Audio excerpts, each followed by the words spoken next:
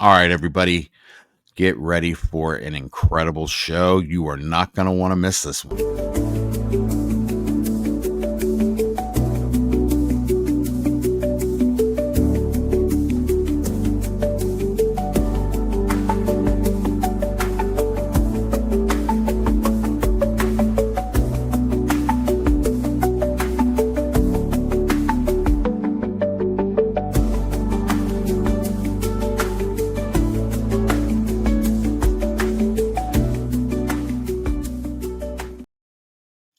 Hey, everybody, and welcome. Another installment, yet another edition of Work Your Career Wednesday. As always, I'm Bradley Clark, thrilled, honored, and blessed that you decided to join us today.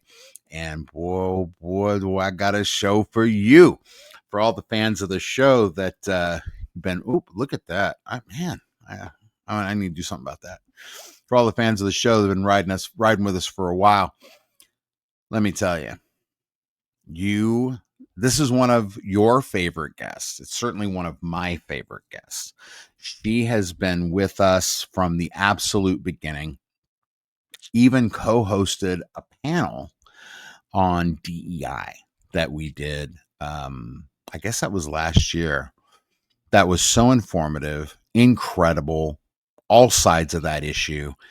And she has just been a mentor to me, my sister, and she's amazing. She is amazing. Everyone, please make welcome the former vice president of HR for the Oakland and Las Vegas Raiders, my sister, Karla Tai. Hi, welcome back. Hi, missed ya. Oh gosh, we missed you too. And I just had a conversation the other day. You know the show that we did with Pearl and Nicole. Yeah. And oh my gosh, people are still talking about that show. Really? Yeah. Pearl's always available. Well, they're both always available. And they have an open door invitation, and they know that. Yeah. But that was our brainchild to bring that. Especially at the time, it was such a hot issue, and now it's even more. It's even more. Yeah. It's somewhat of an aftermath, but also, how can anyway? It's still an issue.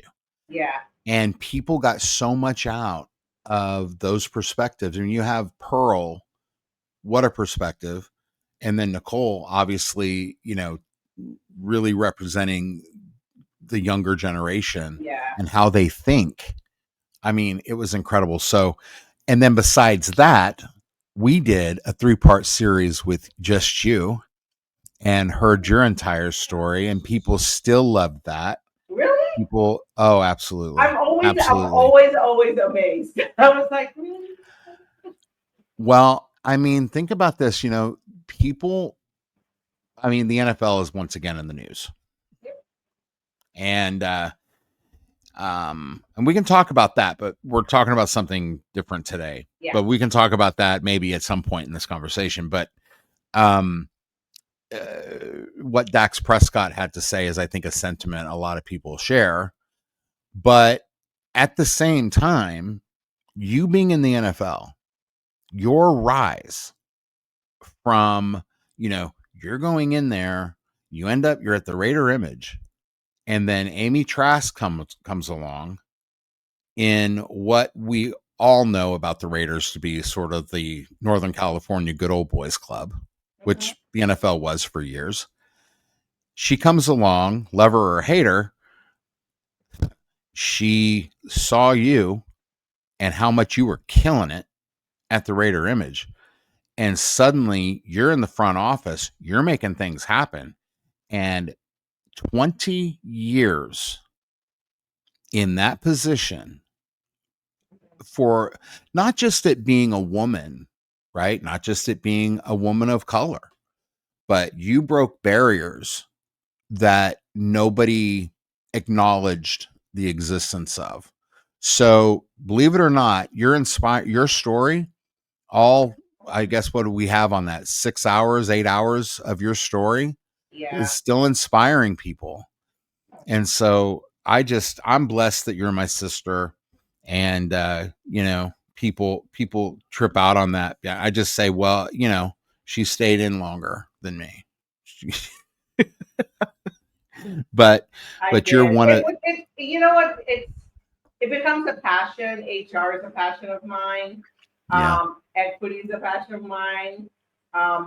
You know, equality, all of that stuff. It's like it's all rolled into HR and culture. So, well, and then sports became a passion. So working in sports, it's a special thing. It's a special thing working in sports and working in sports for as long as I have. Yeah. Sports is like, when you think of Karla, you think of the NFL, right? And a lot of people do. It's like if you're in Oakland, if you say the name Woodson, then you're thinking of the Raiders, right? It just, I mean, love is wine and all, but Sure. if you think, maybe a better example would be if you're in Oakland and you say, wow, that's a nice brown house. Tim Brown right there, number 81 is what you're going to think of. And that's what people think about you. I mean, Karla Tai, NFL. And it's just great. And the other thing, and I don't want to get off on this, but it kind of segues into what we're going to talk about today, because you mentioned something to me and I want you to say it on the air for people, because I'm not unique I'm unique, but in this way. But I think the way you and I, if we're approaching what is now a label with diversity, equity, inclusion, let's just say, and again, I don't want to get off on that, but you and I worked to where that was never an issue. That was never something that you and I ever thought of. It was, can you do the job or can't you? And there wasn't some litmus test on, what color you were, what religion are you, who do you sleep with, who do you sleep with? And let me put that on an application. It was none of that. We didn't, for lack of a better term, I mean, well, we just didn't see it. It was just, can you do the job or can't you? Mm-hmm. And, that's the way you approached everyone and everything. And your team was a reflection of it. Right. It's not like you're going to interview someone and hire them exclusively because they're female. And then you take it a step further, exclusively because they're a female of color. They're a woman of color. It was, can you do the job? Can you type? Can you add? Can you do contracts? Can you do, actually, when it comes to you, can you do what I tell you to do? And can you do it with excellence? And can we, you know what I mean? So I want to make, and then suddenly things are getting a microscope on it, for one reason or another, and we have labels attached to it. But you said something to me, and you were watching the show that we just aired with Maurice Little, CEO of Project Alliance. And we were talking, I think it was yesterday, and you were watching the show, and we just got to talking about it. And I was like, Karla, I have, or you said, what are you talking about? You've never seen a pay gap. You've never seen a gender pay gap. I said, I've never seen it. Like, I wasn't saying that to be controversial or to get more interest in us. Yeah. I've never seen it. I've never. And I'm a female of ever color, seen it. I told you that. Yeah. I have. Personally, it has happened to me. You said you have. You said it personally happened to you. I'm like, are you kidding? And then I also told you haven't seen it because you fight for your people. That's the difference. As a TA, that's the difference. As a TA, you have fought, because remember, that's how we met. You have fought for your candidates when they're being when you're negotiating for them, because you negotiated, right? I did, and I was on the agency side, when we're working with the Raiders. And that's just how I always worked. Right. It was if there is money to be had and that person is worth it, or if I feel that they're worth it, because we figure that the company's going to lowball anyway, and or whatever. You never did that to me, but again, I didn't know that at the time, Right. But I negotiated because I felt that she was worth it, or anybody that I fought for. And what you told me yesterday, you've never seen it because you fight for your people. Mhm. I had never, ever heard that before. And I had never understood it in a way that I had before. So I want to explore that. Yeah. Not just something that, I'm telling you, that touched my heart in a way that, professionally, you want to make a difference. You want to Mhm. make a difference in people's lives. And that was my whole motivator. Because I negotiated, somebody can put their kids through college. Because I negotiated, somebody can, buy a house or whatever, or, all that. And the money for me followed, made a terrific living doing that. Yeah. But that wasn't my motivator. Talk to me about, because again, it just feels like, and maybe it's because things are so polarized, you know, suddenly everybody needs therapy for, they see too much color blue on cat food bags, and that makes them freak out and they need therapy for that.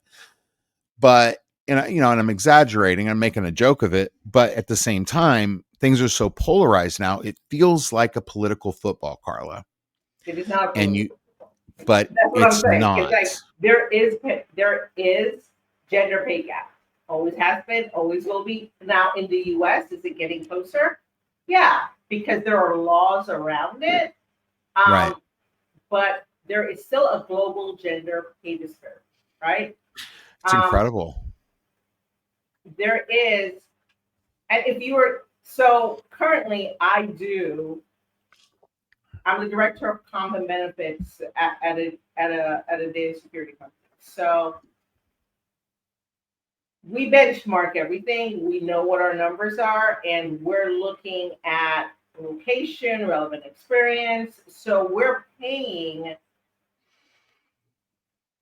I want to say we pay the 50% out. So we're meeting the market, right? Um, that is rare.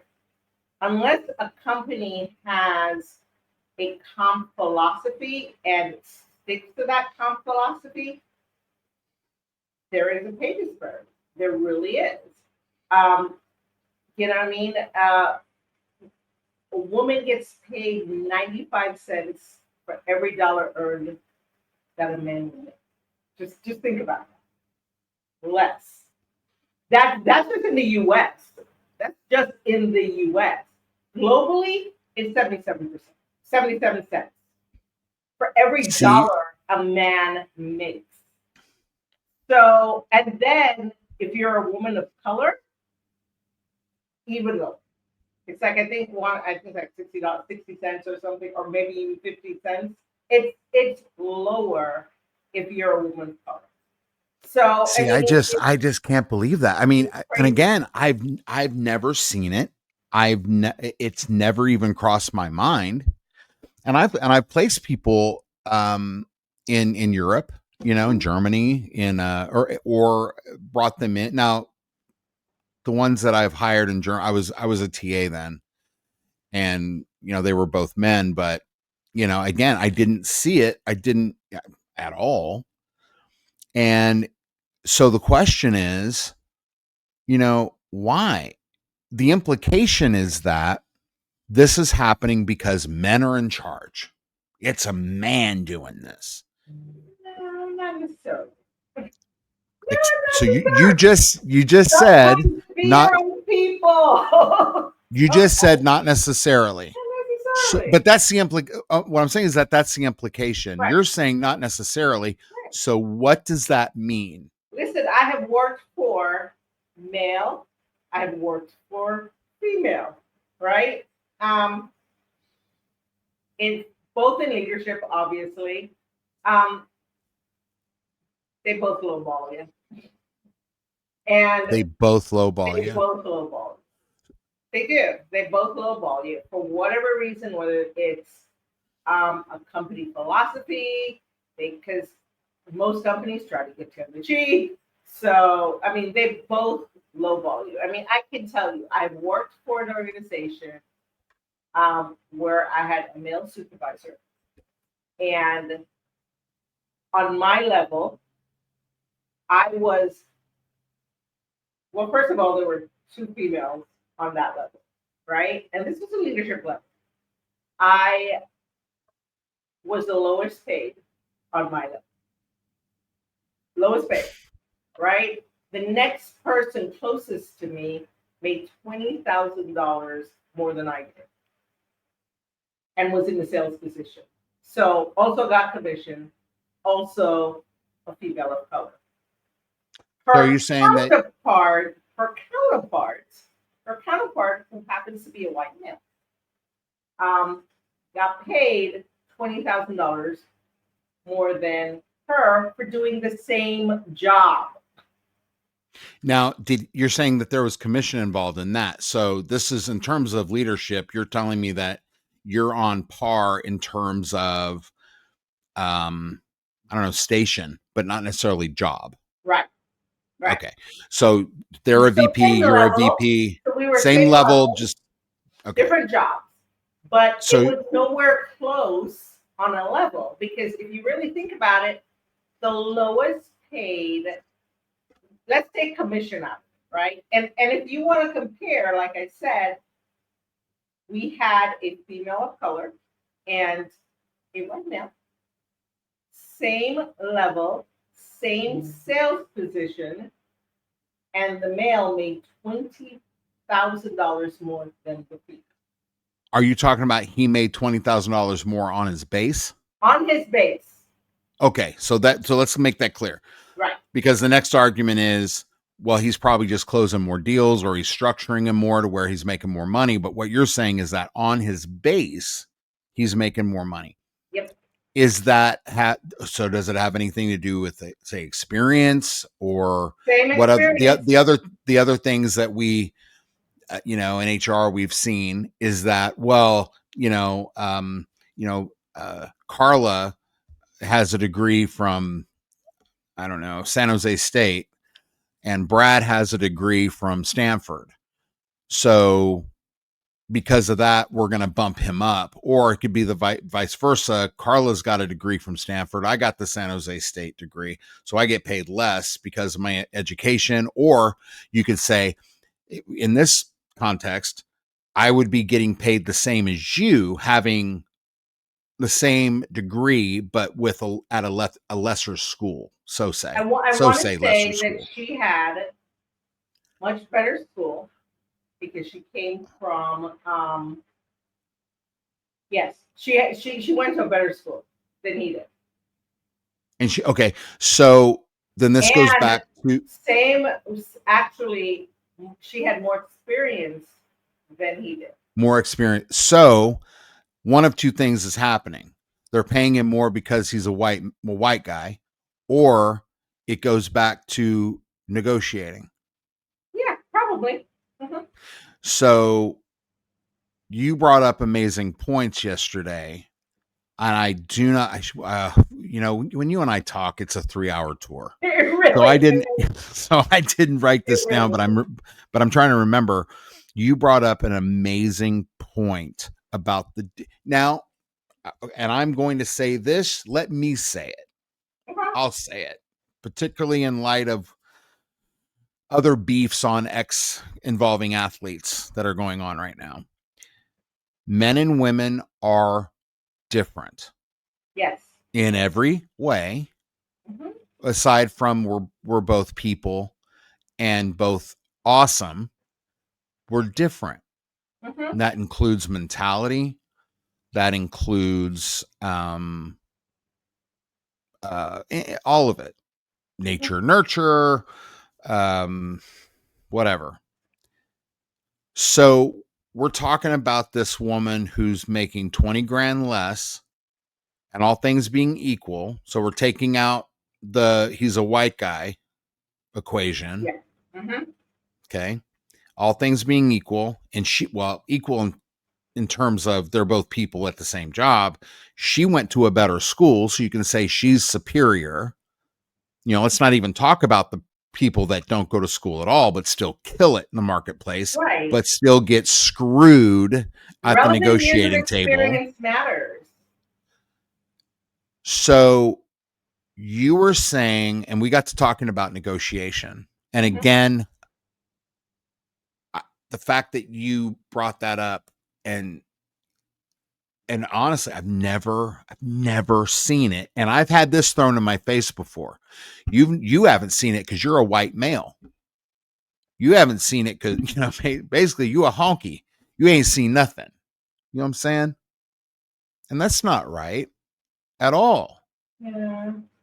That's So not right at all. But so what I'm you gonna said is, I haven't seen it because I fight for my people. Here we go. This is the reality of the situation. right. We're at negotiating pre-offer. We're talking about the offer. And let's say it's a woman that's negotiating with candidate Karla. Mm-hmm. What is it about men and women that you feel is sort of facilitating this type thing and this disparity? When you're talking about woman executives, you're talking about female executives or female directors, female managers that are hiring women, and it gets to negotiating. What's going on? It's funny. So when I was coming up in a particular company and moving up, as I was moving up, I remember as I was doing my negotiation. Well, first of all, when I first got hired, I tried to negotiate. Right, I really needed a job. Yeah. I'm going to talk personally. This is what has happened to me. So I really needed the job, and I was like, well, I tried to negotiate, and I was negotiating with a male, Okay. and he was very firm. He was like, nope. And every time I came back, it was like, nope, nope, nope. And I thought what I was asking for was fair. And at every number I threw out or every way I tried to work it, I was told no. And then at the end of the day, I was like, I'm like, I need a job. I was working as a temp. I was doing my own negotiation. My recruiter didn't do it for me. I was doing it. And I was like, I need a job. I got rent. I mean, I have to work. So Right. I was like, well, after thinking through it, and it was funny because I kept going back to my recruiter and saying, so this is what's happening. This is what's happening. My recruiter said, you should be lucky that you're even have an offer. Most people don't get offers. So, and they tried to talk, they really they're like, you should just take it. You should take it. That said, I was like, I don't know if I really want it. And I felt like I was kind of sort of talked into it because at the end of the day, it was like everything was like, I need a job. I need a job. I need a full-time job. I need benefits. And my recruiter encouraged me to take the job for a low pay, right? So I ended up taking it, and I negotiated with a male supervisor, right? Okay. Going down the road, worked my way up the ladder. Now I'm negotiating with my boss happens to be female. Okay. Trying to negotiate my dollars. And I was like, what was fair? Thought it was going to be a fair number. Looked and said, this is a fair number. This is what I need to negotiate. I was talking to a mentor of mine who happens to be male. And I said, this is what they're offering. He said to me, I wouldn't get out of bed for that number. No, don't take it. And I was like, but wait it's a going to minute. help me in my career and it's going to help me in this. And he's like, nope. And then he turned around because he knew my supervisor, and he goes, let me tell you something. You know what? You know what your boss said to me? And I'm like, what? She came into my office and she said, I can get her on the cheap. Yep. So the female, I'm gonna get her on the cheap. so the That's what she female, told him. so the female Mm-hmm. that you're negotiating with went into his office, my mentor, your mentor, and said, I can get I'm her on gonna the get cheap. her on the cheap. Hmm. And I was Okay. like, and he's like, you fired up yet? That's exactly what he said to me. There you go. I was actually thinking of taking it for the low ball number that she was giving me. And Right. he looked at me and goes, are you fired up yet? And I'm like, Yeah. oh, this is not going on. And he goes, you stick to your guns. You do not cave. You stick to your guns. And I'm like, okay.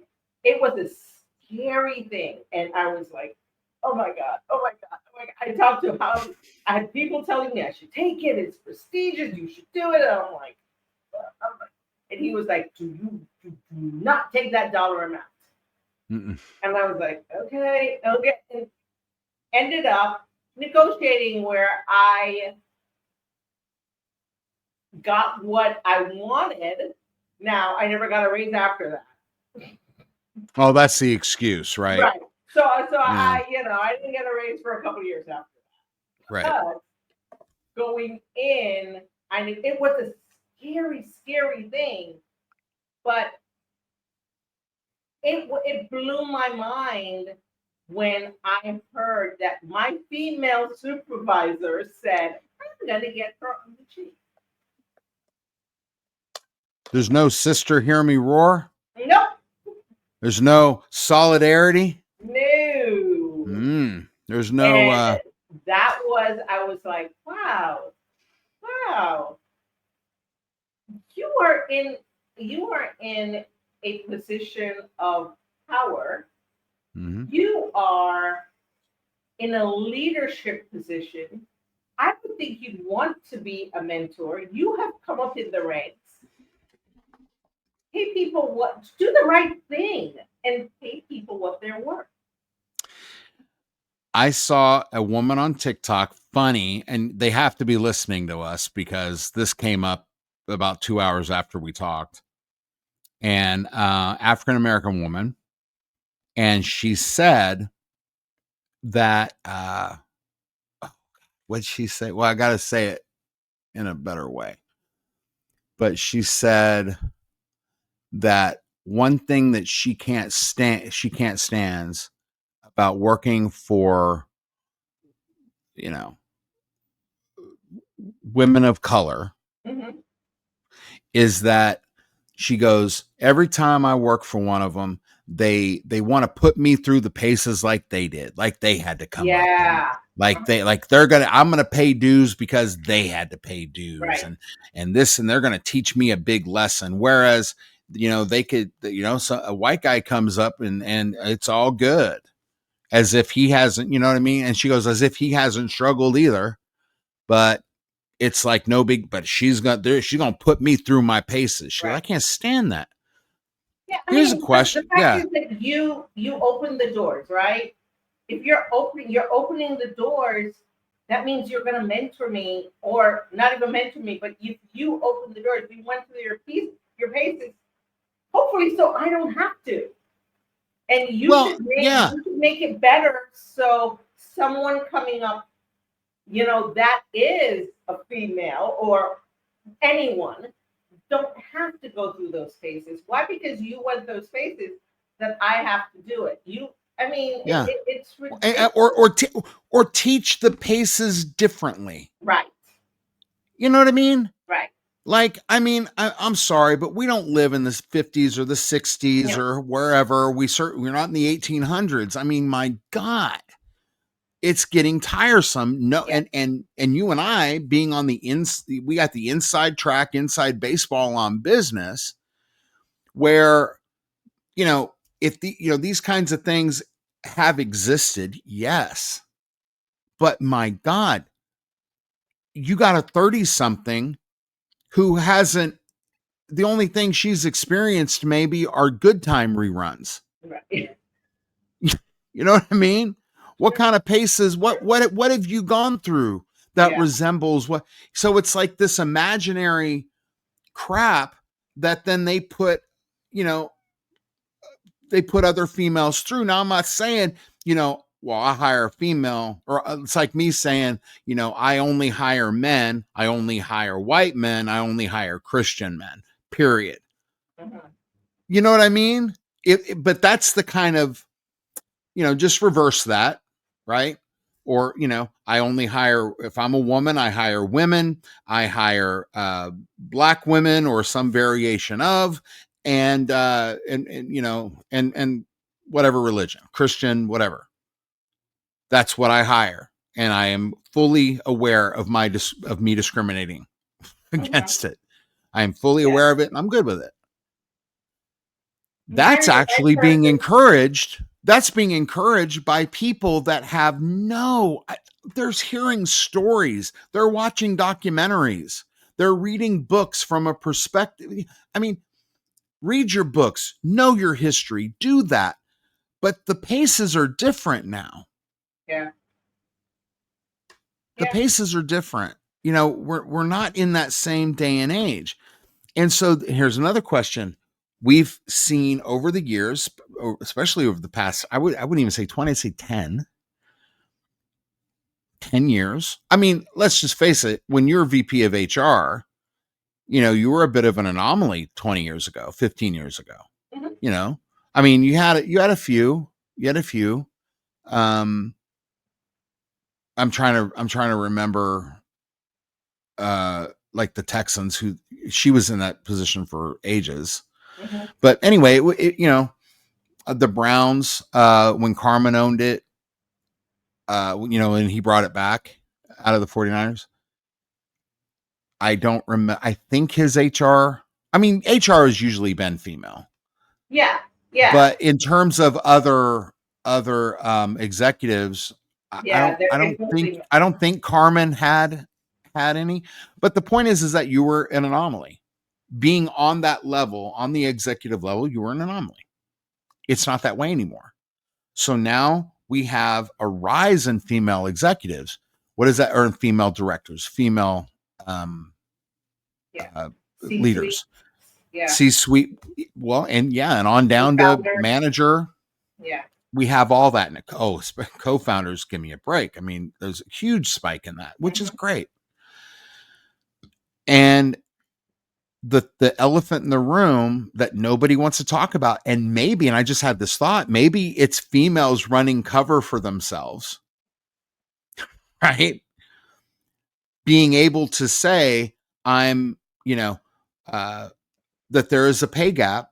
And I believe you. I looked up the stats too after we talked. I looked up the Mm-hmm. stats, and I mean, because I'm not going, you can say it's anecdotal. You know what I mean? Just for the audience, you have no idea how many people I've put to work over the past 25 years. No idea. And they've been of all shades, of all creeds, of all colors, and yes, men and women. I, I mean, I can't even count.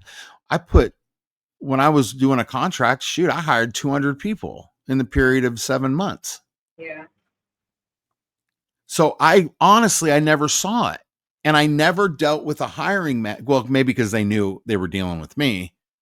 I never dealt with a hiring manager that was a problem. There was, oh my God, there was one. I'll just tell you the company. It was Camelback, and I was dealing with, yeah, God, I was dealing with the director, and he wanted to hire this person, and really they were both equal. and he wanted to give her less money, and the excuse was to be able to give her a raise later on, which that's such a ridiculous excuse, but I digress. Budgets are budgets, but you know what I mean. Yeah. And I would not allow that to happen. I was like, that's ridiculous. They're on par. Give them the same amount of money.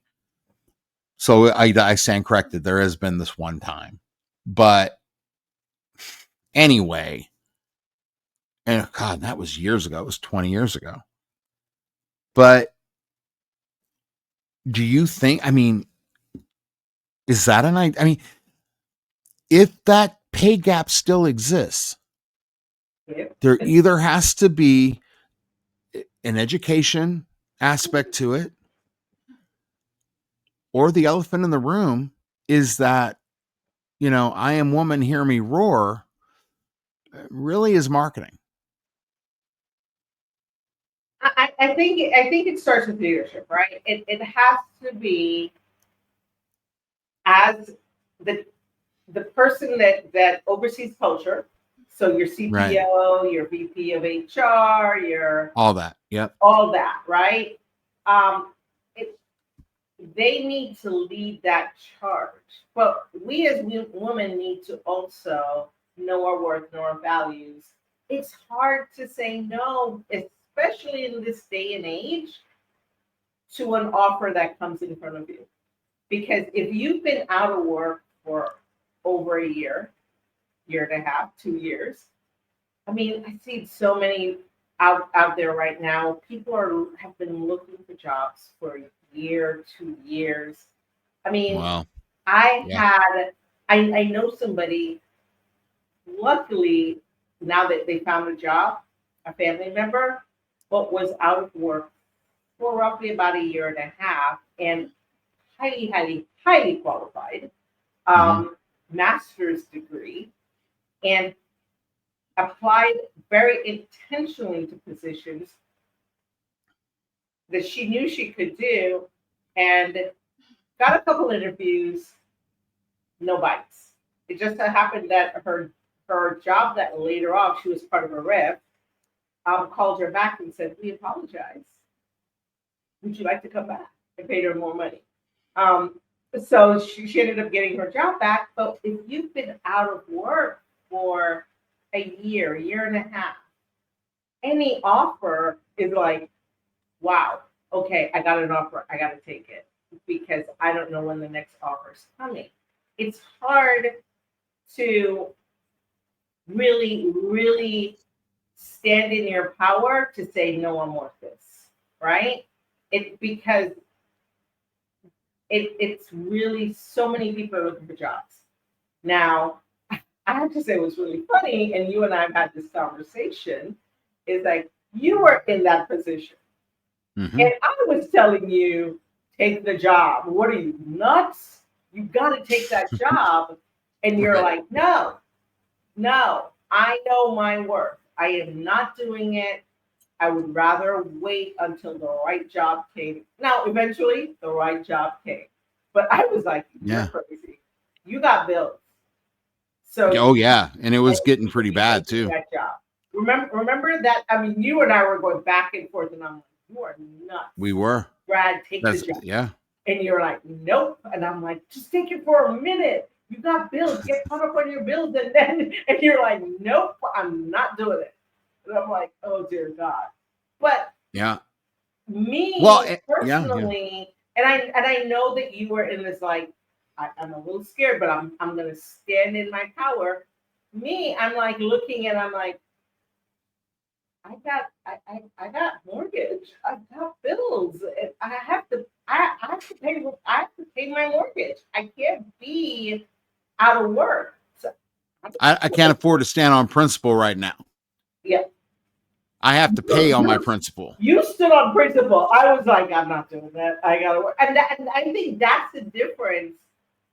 And I'm not saying every female is like this, but we tend to look at the big picture and say we're not doing that. Well, we got bills. and here's the thing. I mean, too. So at that point, I was at a place where I could afford to stand on principle, Mm-hmm. and got to a place later on where I was, the last thing you want to do is come off desperate, because Mm-hmm. at that point you could try to act however way you're going to act, but that desperation is good. It's gonna, it's got the skunk effect. You know what I Yeah. mean? You might not see the skunk, but that skunk is with you, Mm-hmm. and everybody can smell it, right? I'm wondering, I'm wondering too about this. When all of this happens, and it's almost like they're waiting people out, Yeah. they're really waiting them out. Mm-hmm. And you have these folks that, you know, were like us in the beginning. I'm standing on principle. And then you get to the point, you got bills, man. I mean, it was bad. And Yeah. we're talking, and we're talking, I know, the era that you and I are talking about in terms of what I was going through, I was at the tail end of my threshold, Right. but I still was, because it's not the money, it's what the money says. Yeah. It's, I just got to the point where it's like, I don't understand how you see what I've done. You can see my reputation. You can see what it is.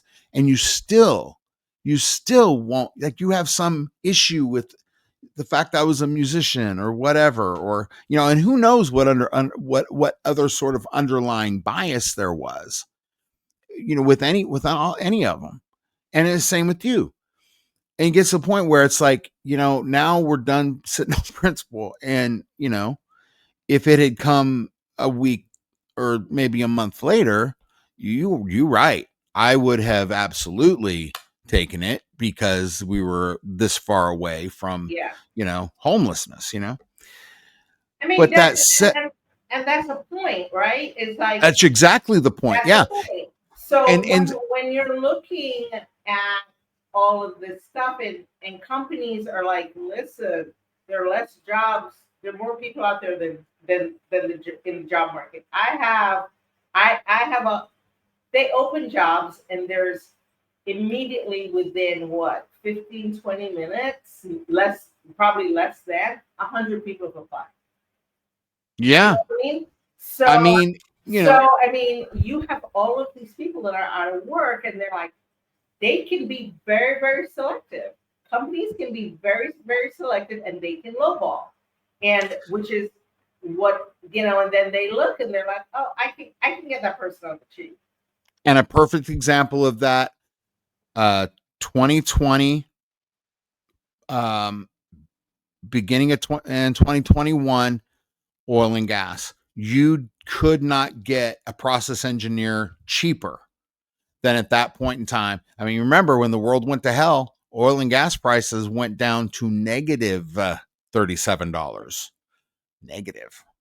Like, literally, there were companies. It's funny. I had a friend of mine call me and say, "Hey, could you call your grandma and see if they got room in their garage? We need to put some barrels of oil in there." That's. But here's another thing. Here's another elephant in the room. Maybe the baby elephant that nobody wants to talk about either. How about this? It's not all the time that a woman is the breadwinner, right? Sure. Now, they have their career and all that, and that's cool and that's great. But they're working because they can and they want to. Mhm. So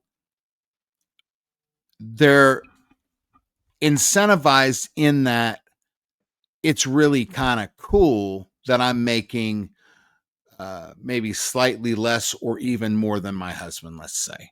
Right. But there's not a motivation to get that money, right? Or if you want to put it in this term, get what they're worth. The job Right. might be worth this, but Karla's out there. She's got her job. She's amazing at it.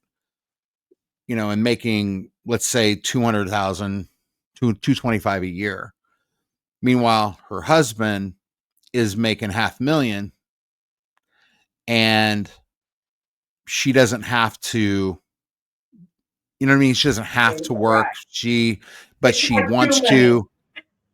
Well, yeah. It's my shoe money. It's fun. She could be an executive at such and such company and it's still fun money. My shoe money. Exactly. Shoe money. Good pairs of shoes on that one, let me tell you.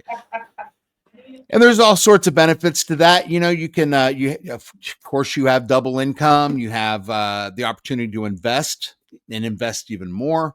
Mm-hmm. And she can have her marriage mad money if she wants it, right? So there's this idea that women can get away with that, and I think it's okay for them to get away. I think it's okay. I think it's right. I think I'm sorry, but call me old school, but I think women should and are protected, and they should be. And they should be able to do what they want and excel, go into sciences, come up with a cure for cancer, whatever you want to do. But with a lot of the population worldwide, no matter what it is, that woman may or may not be open to negotiating, not because they have to. Maybe they negotiate because they just want to win. You know what I mean? And they have that. It's almost that I can take it or leave it. I'm good. So this is what I want. If you want me, great. If you don't, that's fine. Thanks for shopping. Good meeting you. And that's attractive to companies. It really is. It doesn't matter if you're male or female. However, right? However, if the woman in and of themselves isn't motivated because they have their mortgage is not going to get paid if they don't get this job. Not only that, maybe their kids won't, have what they need if she doesn't work. Maybe the husband's homebound and and she needs to be able to take care of him because of an injury or illness or whatever. I think, and I'd have to look at the stats on this, but I'll bet you have a higher percentage of women that are in that category of I don't have to work, I want to work, and it's fun for me to work, and I love accomplishing things, as opposed to the scientists out there that this is what she does or whatever. If that's the case and women aren't motivated by that, you're always going to have a pay gap. And then you're going to have the female boss, director, manager, executive, C-suite, that their whole goal is to get the best for the least amount of money. And so they're going to try to hire Karla on the cheap. Hey, you see my face? Not understanding that Karla. No, but you see my face? Because this is a face right now. Because I'm just saying. Why is that, first of all, okay? Second, it shouldn't matter. You should pay people what they're worth. It does not matter gender. It does not matter, your heritage. It should not matter. You pay people what they're worth. Period. And what I'm saying is that with you and I, it doesn't. But if we're seeing that gap, that could be a reason, and nobody's going to want to talk about it. Nobody's going to want to face the reality that's in that. I just think companies want to get people on the street. I really do believe that. I believe. No. But the woman's not going to. Also, a third. Well, I don't know if it's a third. I don't know what element we're in right now, but there is also an element of culture, right? So, and I say that because I am not only a woman of color, but I come from an immigrant family. I was raised in the Caribbean, right? Right. And my culture negotiates. Very well dominated, and I, may not have been really taught, because I've watched my mom. I've watched my mom work. I've watched her work, and I don't think she retired until she was like in her 70s, and I had to force her to do it. But sure, I've never seen my mom fight for Really? pay. Never, never.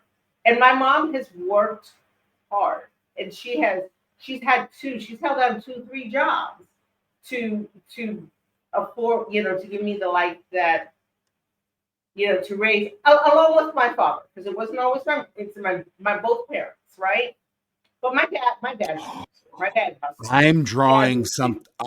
Oh, before I forget it. So you never saw. See, but here, Karla, this is weird. You are a hell of a negotiator. You really are. I I had to know learn that though. because you and I have negotiated. Right. Here's the funny part, and I'll just speak for myself, and you wink if it makes sense. When it comes to negotiating for myself, I'm not great. I'm not great. I'm not great. Interesting. So again, we're going back to the good negotiation. Hmm. Whatever those biases are, whatever it is, whether it matters or whether it doesn't, it goes back to the negotiating, Hmm. right?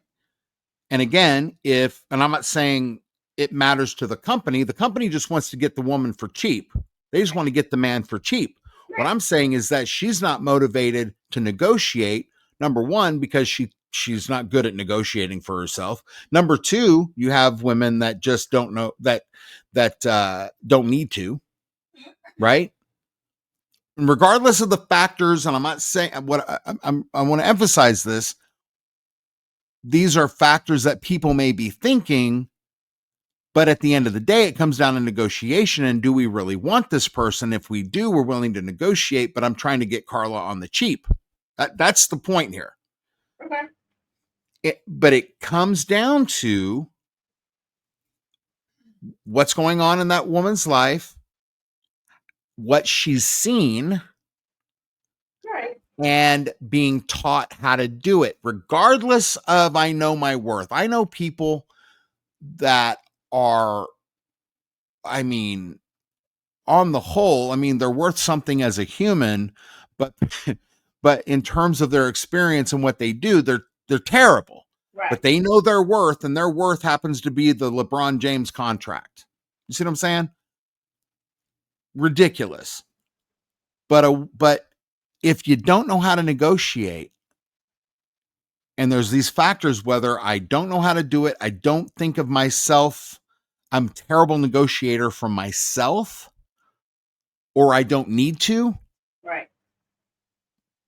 that sort of makes sense to me as to why there's a gender pay gap I because of think those factors. I really do think it's more of, and like I said, I'm speaking about me as my Yeah, personal, right? It's like I was never taught how to negotiate, right? For myself. I knew my value, I knew my worth, right? Standing up for myself was hard to do. was hard. Yeah. My one of the positions I was in, going in as a leadership position, knew I was going to get the job. The offer was coming, knew that. Um, and I went back and forth on what do I ask for? Because I knew, I was like, it should be, the job was worth this, but I was scared to ask for what I was worth. And Something. it took um, my former employee that I had mentored for a long time, and I actually helped her negotiate her pay at other jobs. She said to me on the phone, she's like, "Don't you dare ask for." I was just happy that I was going to get paid more than what my last previous job was. And she goes, "Oh no, you need to be paid this." And I was like, Right. "How do I ask for that?" And she goes, "You ask, and you do not back down. This is what you're worth." And I was like, scared of doing it. I was so scared. And it took a lot of courage for me to stand up for myself. And I was I like, understand. okay, this is what I'm asking for. And oddly enough, And I have to say, and to this day, I respect this founder. I respect my boss. Yeah. My former boss. I know who you're talking about. Yeah. And yeah. She said to me, you are worth $20,000 more than what I was asking for. And that's what she paid me. And I was like, I've never heard of such a thing. I was like, oh my God. Well, she was, and I'm just going to say this, and I'm going to say it on the air because I think it needs to be said, and I hope she sees that. She was a rare breed. Mm-hmm. She was such, from what I know about her. Yeah. What a professional. I don't even say what a woman. What an amazing professional. Right. What a person that, she reminds me a lot of, and you wouldn't know this, but she reminds me a lot of Casey Janes in that things are black and white, but it's almost like it's a God thing. Mm-hmm. It's a God, you know what I mean? Yeah. And what did they do to her? Yeah. And it was her own company. And that's the thing, her own company, and she wasn't paid what she was worth. No. But when she was hiring me, she's like, you are worth this. I am paying you this. Thank you. And paid me $20,000 more than what I was asking for. And she goes, because you're worth it. And I was like, because you're worth it. Well, that and more. I had never heard of such. I was like, oh dear God. I want to work for you. I mean, well, wait a minute. Alone made me feel like appreciated, and it was just like, okay, let's go.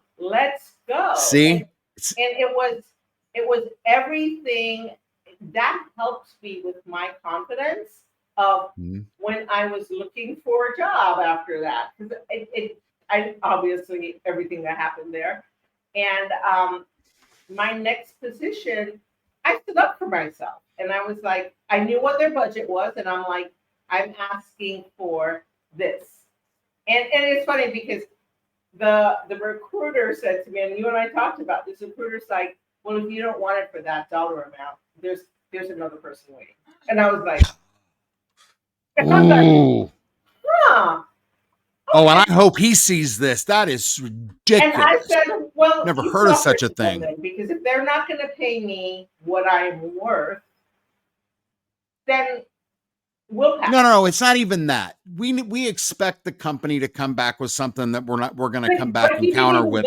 But he didn't even care, and he had the nerve, the unmitigated audacity to say, well, if you don't want it, somebody else will. You know what? I've seen Western. Oh, I shouldn't say this. I'm not going to say this. This one I can't say on the air. Yeah. But anyway, I've never heard that. I've never heard of that before. Mm-hmm. It kind of goes, but I've never heard that before. And especially I've never heard it. But this was supposed to be my TA. Somebody representing you. That should have been fighting for me. And fighting for you? And I was like, and because I went through all of the procedures, I knew the interview process. I went through all of that. I had many panel interviews, and I sat in, and I knew the work that it was going to take to get the company to where they wanted to be. And I'm like, this is what it's going to take for me to be here. I never say this to I would. Oh man. And the TA said to me. The recruiter said to me, well, if you don't want it for that job, that position, that dollar amount, he's like, here's their budget. They're not going to go higher. I'm like, well, did you ask? Are you going to ask? Could you ask? Maybe they'll do that for me. I don't know. At least ask. And it's like, what if you don't want it? There's another position. There's another person waiting. And I was like, I wish I would have known about it and had the wherewithal to tell you. And for anybody else that hears this within the sound of our voice, whether you're watching this when it's airing or whether you watch this show 15, 20 years from now, this is what you do in that situation. You have a recruiter that says, well, somebody else, I'll give it to the next person. There's somebody else that'll take it for that. This is what you do. You say, oh, okay. Let's call the person, I better not. Don't do. Okay. Don't need to do that. Okay, Mark. I'll tell you what. Or hey, I'll tell you what, Marcy. Let me think about it. Let me think about it. And then you hang up with them. They're going to let you think about it. Then, if you're going to tell the person to get lost anyway, you call the client yourself. You call them yourself and you say, listen, I want this job. You want me in it. Here's my number. What can we do? And if the next person's going to get it anyway because they can't reach that amount of money, you have nothing to lose. Right.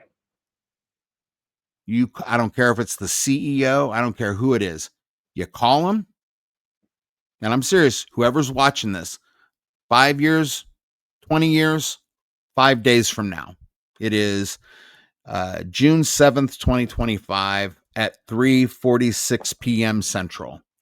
If you're watching this when it airs, it's the same thing. That is a tactic that recruiters and TAs and I mean really awful ones do to make you feel less than, Right. to make and that's genderless. It to make you feel less than, to make you feel like, not understanding that that person that they just said was, expendable, that will be their client again one day. Mm-hmm. So you call that CEO, that director, or whoever, you call that manager and you say, listen, I understand you have budgetary, this and that and the other thing. We all do. We all get it. Here's what I'm asking. I understand you want to offer this amount of money. That's below me. And I'm telling you, I could give you my financials, but I shouldn't have to. Let's work together and see if we can come up with a consensus. Because I understand that you have somebody waiting in the wings. Fine. If that's the way it is, give it to the cheaper person. Give it to the one you can afford.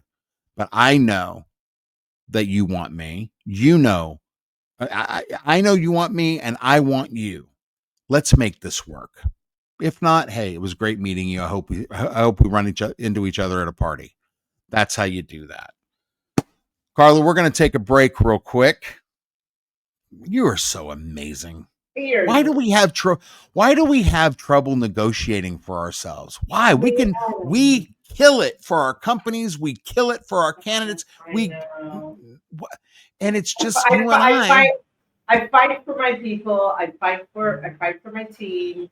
Why don't we fight for ourselves? And you could ask my team or my former team, because I don't need to ask your team, right? But you know them. That I know. I have given a pay. My God, Nicole is get my team the money that they need to get, because they're worth it, right? So they're worth it, and they shouldn't have to take the same hits that they have to take hits, and we'll mentor them through that. But there's no reason why they have to take the same hits you and I went through. There's no reason. We fought that for a reason. And I know what they're going to say. Listen, your fight may have been different than my fight, and your fight might have been worse than my fight. Fights in and of itself, nonetheless. We fought those fights so you don't have to. Right. Let's fight the new fights together, because we have something to teach you. Real quick, let's get these commercials out of the way, and then we're going to take a break. Listen to me. If you have anything that you want recorded, go and contact White Husky Films. You do one thing, or you do three things: stream, create, record, in that order. And when you choose White Husky, you'll be so glad you did. Karla, we are even putting ads on in Times Square. Wow. Right? It's pretty dope. I think it's kind of cool. So get a hold of Steven Saldana. The URL is on the screen, www.whitehuskyfilms.com. Dream, create, record, in that order. And again, when you choose White Husky, you'll be so glad you did. Jane's Physical Therapy. We are hiring. Oh my gosh, we are still hiring.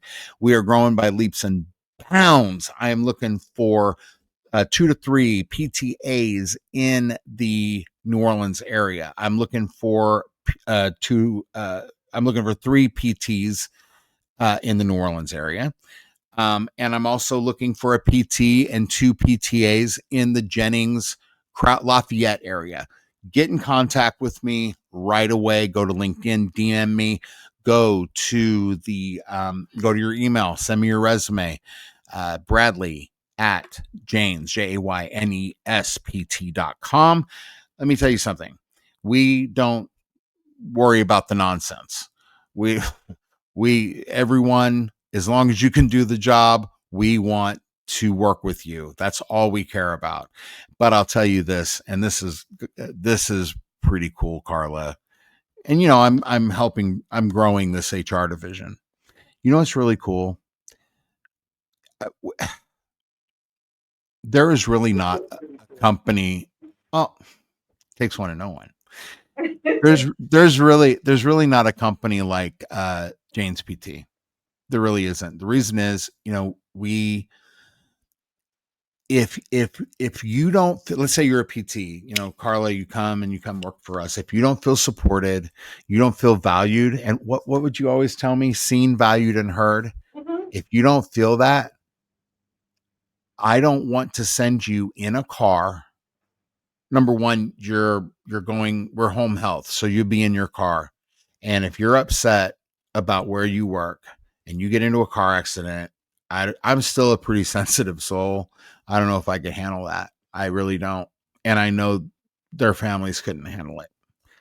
Our people go to patients' homes to give them a better life. Not everybody's going to be at 100%. We deal with TBIs a lot. And in various ways, athletes, car accident, whatever, it doesn't matter. And a lot of times we will never get these people to zero. It just won't happen. But we can get them to where they feel like they want to live again. They want to fight again, that they have a different way of living now. It was, than they had before. Yeah. I mean, but they're going to thrive. That's what I want you worried about. That I want you worried, and I want your heart to be full of caring for the patient. I don't want you worried about money. I don't want you worried about feeling like you've been discriminated against in some way, shape, or form. I don't want, yes, it would reflect poorly on us and our team, but our patients are more important than that, and they deserve better than that. And guess how they get that? By us seeing you, valuing you, hearing you, and really we put everything where our mouth is, and that's a fact. So I don't know how else to tell you. It's not really a commercial. It's more of just call me and let's talk about it, because I guarantee you, when you write your next chapter with JPT, you are going to have one tremendous book. It's going to be fantastic. And then for honorable mention, let's see, we're going to do Puente Coffee. Why not? Puente, I love these guys. Do you know about the Puente Coffee in their trailer over in Austin? Oh my God. Erica, did they ever send me a shirt? They sent us coffee, but they were supposed to send me a shirt. Did Puente ever send me a shirt? We have to fix that, Puente. You can get a coffee. Listen, go Puente Coffee. They are obviously a coffee company. They roast their beans in house, but what the way they do it is, it's a process. I'd say it's almost like a Texas process, low and slow, to where their beans aren't burnt. Oh. Now, right? So we may love the Buck of Star, right? We may love that. But if we're honest, a lot of the coffee that they sell kind of has a burnt taste to it. And it's not I'd say it is their fault, because they're roasting so much. So in other words, Puente does small batch roasting, and it's a real kind of flavor that, how people like chefs, and you see those cooking shows, and they say, you can taste the love. Yeah. Oh, forgive me. If you try anything that Karla Tai bakes from Bow Tie Creations, you can taste the love. Let me tell you that. So, you know what would go great with a little bit of Fuente coffee?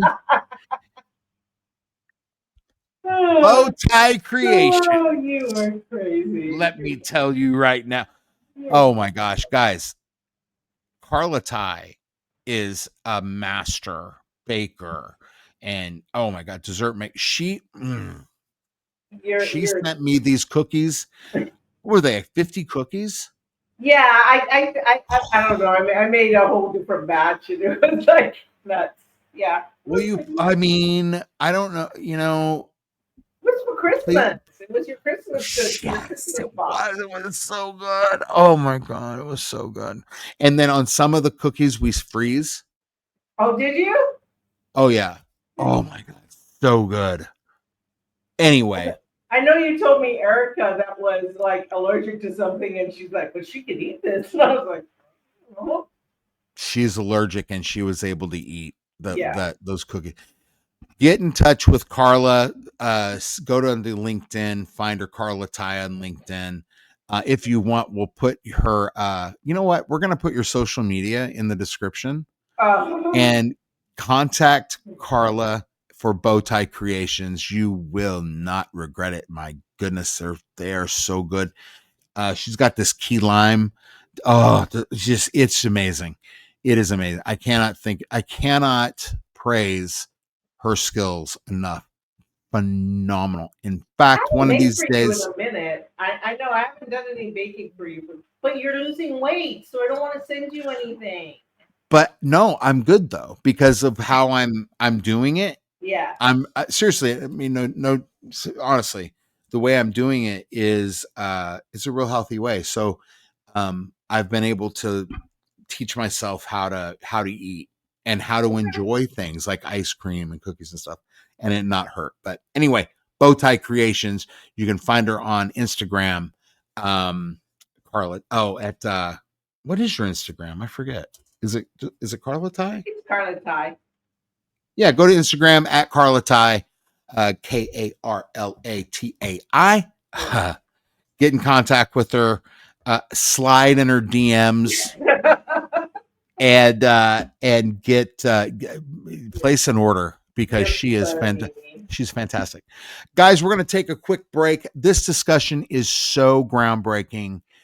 I am telling you, Karla, these are things nobody's talking about, and they don't want to talk about it. They don't want to face the reality because it hurts their narrative. Yeah. And it doesn't matter if you're on one side of the aisle, you're on the right side or the left side or in the middle. It doesn't matter. This is on a political thing. It shouldn't be a political thing. This is a societal thing. And what we're talking about, what we're discussing, what we're really being so out about, nobody's talking about because they're not being honest. This will change people's lives. Guys, stay with us. For you, it's going to be like time travel. For us, we will be right back. Y'all are time travelers. Welcome back. What seemed like 20 minutes for us was seconds, milliseconds, nanoseconds for all of you. So welcome back. We're happy. It's just nice to be able to show people that they're time. Hey, have you, just not to get off subject, but have you noticed something? What? Did you shave? No. I did end up lining up a little bit as best I could. No, I got dental work done, and see, I don't have the chick. Yeah, see, it's well, there you go. No chiclet or kind of like a. Mm-hmm. You're very excited, aren't you? I'm so excited. So excited. Show those pearly whites. Oh my gosh, I'm so excited. And then I gained a little bit. I gained 5 pounds back. So I guess, but so far down 62 pounds. Overall, yeah.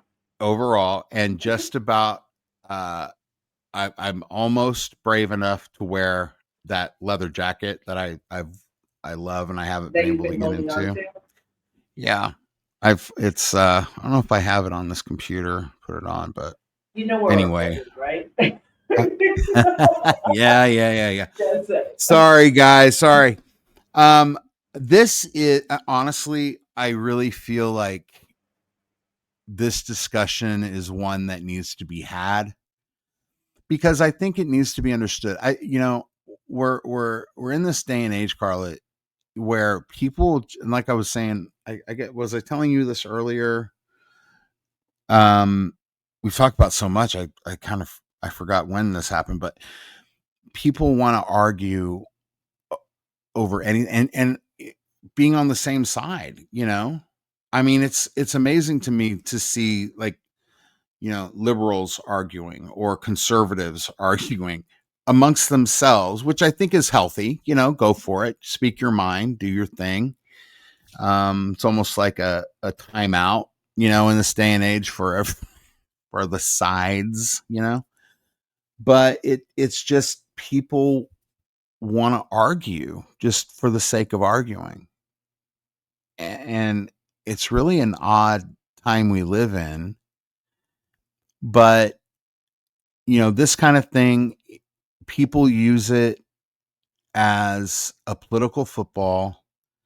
It's a situation of, more so of oppressed and oppressor, you know, not even going, not even broaching or approaching the subject, breaching the subject of, if you want to talk about oppressor, it's probably the female that doesn't want to give, the female interviewing another female, giving an offer to another female, going into, the mentor's office and saying, I can get, I mean, what a thing to say to your mentor. She obviously didn't know, Right. but saying, I can get her on the cheap. Mhm. That happens more often than not, and I know it hurts a little bit because of how we are with people. And honestly, when you said, Brad, you haven't seen it because you fight for your people, well, I honestly had never thought about it that way. I had never, I mean, when you said that to me, I'm like, wow, that makes a lot of sense. And then, who, what were, oh, it was on the Maurice Little episode, and someone commented on one of the shorts. Oh, no, commented on the live chat and said that she had been working in Fortune 500 for several years, and she had seen it her whole career. Yeah. I mean, it's really remarkable. It Yeah. really, When you really said, is. because I remember you said that to me, and you're like, God bless her, but I was like, it's true. I'm like, I was like, I don't know why you're shocked. This is a normal occurrence. I was so shocked. I really was. And then when Mo was talking about it, I was just like, bro, come on, man. It's okay. People love you anyway. People already love you. It's okay. And no, he really believes it because he's seen it. I've never seen it. Yeah. And now that I'm looking at it in a different way, I can understand. The thing is, though, is that, it's not one of these situations of like conversion, suddenly I've seen the light. What I have seen are companies within their right to do taking advantage of the fact, of several different factors, right? Let's say desperation. They're the breadwinner. They're going to take advantage of that. Married, don't have to work. They're not going to negotiate anyway. Give me what I want or not. I'll walk. Doesn't matter to me. There's that. Or give me what you're going to give me or I'll walk. Doesn't matter to me, right? What do you call it? Shoe money. And then, right? And then there's and then there's the factor that, there's a lot of folks like your mom. Let's just be clear about this, just so people understand here. Ooh, look at that. That's hairspray right there. I just want people to understand your mom was a master's. She had her master's She degree. had her master's. She had her certification. She did HR for over 50 years. Over Um, 50 over 50 years. years, and she was certified, Sherman certified. Had her master's. She went back to school and got her master's. Um, and has been in the industry for, like I said, over 50 years.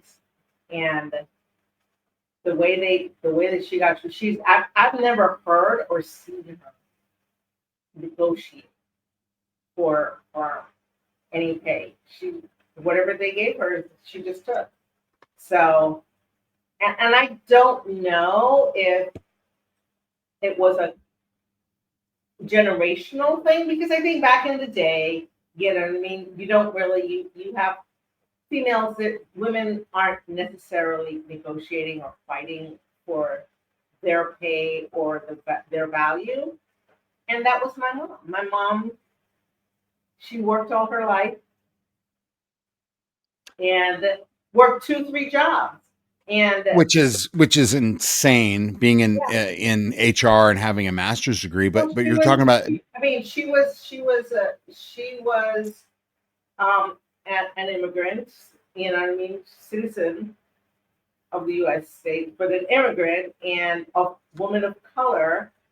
And I mean, when she got her job, she's worked her way up, and yeah, never. but In my perspective, I believe not paid what she's worth, nor valued. So she valued her. She was never that person, but she well, fought for everybody else, but she never fought for herself. and you and I can relate to that. Also, generationally, in that generation, I don't know. I don't really know if people did negotiate unless you were in that sort of, senior leadership up to C suite, Well, she was a C-suite. you know. She was C-suite. She was C-suite and been through many transitions and helped the company through transitions, and was not paid. Was not paid um, her worth. I remember because I followed in my mother's footsteps. Something I said I would never do, but I followed in my mother's footsteps. And my second job, maybe third job, um, I was being paid more than my mother. It was like, oh. And my mother has a master's.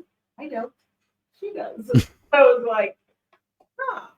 But C-suite executive, just C-suite. and you're on your third job, and you're being, Yeah. I really do believe there it was a cultural Mm-hmm. and a generational thing. I Yeah. remember my grandfather, he had an eighth grade education, and he, when they were in West Virginia, he worked on B&O Railroad. And then when they came out to California, he drove truck for RC King. They called called the company Top Soul King, and he drove a dump truck, and shoveled uh, shoveled shit. Um, and they bought a house in Albany, bought a nice house in Albany. You know, bought that house in the '60s for, I think, 60,000, and they had a 30-year mortgage on that. Mm-hmm. Before that, they rented in Richmond. They lived on Bissell, and they owned a house in Richmond, uh, on Bissell. I think they had a couple of houses on Bissell. They rented one, and then anyway, but all that whole Bay Area, they did that, and he was able to do that on like nothing. Yeah. But he drove and he didn't. I mean, my grandfather would negotiate. I don't know how. I think he would know how. He was just happy he could provide for his wife and 3 kids and actually buy a house in Albany of all places. Yeah. I mean, now looking back, my father negotiated. My father, which I like to call my father a hustler. you're So what? You're what? I call my father a hustler because Oh, okay. my dad, and he does this to this day in his 80s. He negotiates, and he negotiates what's best for him, right? He'll negotiate the best rate. He'll negotiate, and his pay, he negotiated. He Well, did, okay. Okay. Now, but is he but Asian? my dad is Asian, but he negotiated, and he worked his way up, and he did what he had to do. But my dad, when I say art of negotiator, that's my dad. He My knows how to do it. mother, Mm-hmm. not so much. So you know what I mean. As a But then again, let me ask this: did she have to? yes, But from yes, our perspective, yes. no, But from my her mother had. perspective, did Mhm. she? Yes, she did. She had to. My mother, yes, my mother had to negotiate But you understand what I'm because trying to? You understand what I'm asking? I Like, understand exactly what you're asking. And my mother, so my parents have been separated, even though mhm. technically they're still married. My mother did not ask my dad for anything, and even though So my she dad was. was still willing, my mother Mhm. earned everything that. So she was in a position where she should have Mhm, negotiated. mhm, She was in a position where most would feel like they had to, mhm. but she didn't, probably because she didn't want to rock the boat and lose her job. And that would have been devastating. Yes, Oh my absolutely. God. Taking advantage of a woman who was separated from her husband that did know how to negotiate Mhm. and didn't want to rock the boat because she didn't want to, she was providing for you. Both parents provided Wow. for me, No, but but you know what I'm right, saying. yes, You know what I'm saying. absolutely. I mean, oh My my God. mother moved from the Caribbean Yeah.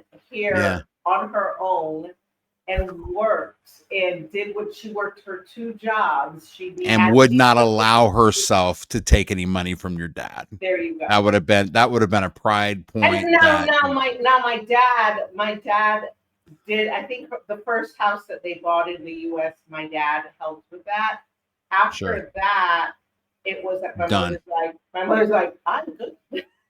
I'm good. I'm going to do Wow. this on my own. And my mother did it on her own, but she worked at her Your mom company is for over awesome. 50 years where they treated her. I can't tell you how bad they treated her. It was God. bad. And Mm, and she was the advocate for everyone else people, and no one advocated for her. for her. And she God. did not advocate for herself. So it's and when you look at that and you're like, is it a generational thing? Yeah, a little bit. Yeah, I think Um, so. but I believe it was also the position that She was, um, yeah. that she felt that she was in, that she felt that she had to take care of. I mean, and whether it's a correct perspective or not, that was her perspective. Yeah. And she felt that she needed to prove to herself that for whatever that she had to take care of herself. And she did it. And she did. And bravo. And Bravo. bravo for that. And we And can say she should have, could have, would have. mhm, But the fact is that she stood 10 toes down and said, I'm going to do this, I'm gonna do this. She and was so defiant. what an inspiration. Right. She was defiant about it. And but listen, when she was in the Caribbean, when she was living in the Caribbean, she worked two jobs. She didn't have to work Yeah. two jobs, but she did. But she But she did. Yeah. worked two jobs also to help buy my parents' first house. In Wow. Because it wasn't. I mean, my dad worked, yes, but they wanted a better life, and they wanted to buy a house, a brand new house in the Caribbean, and she worked 2 jobs to contribute to the household. So did she have to? Probably Awesome. not, but she did. And you know what I mean? She had and very well educated, but 2 jobs. Remember the word 2 jobs. I know because I went to work with her sometimes on her second Yeah, job. I So remember. Yeah. yeah, so you know what I mean? It was one of those things, but you know, this there's a study that shows that women are less likely to negotiate their percent. You know, I mean, they do. I Speak mean, on that. Speak on that. there is. Yeah. I mean, women are less likely to negotiate salaries, right? Which does lead to that pay gender gap.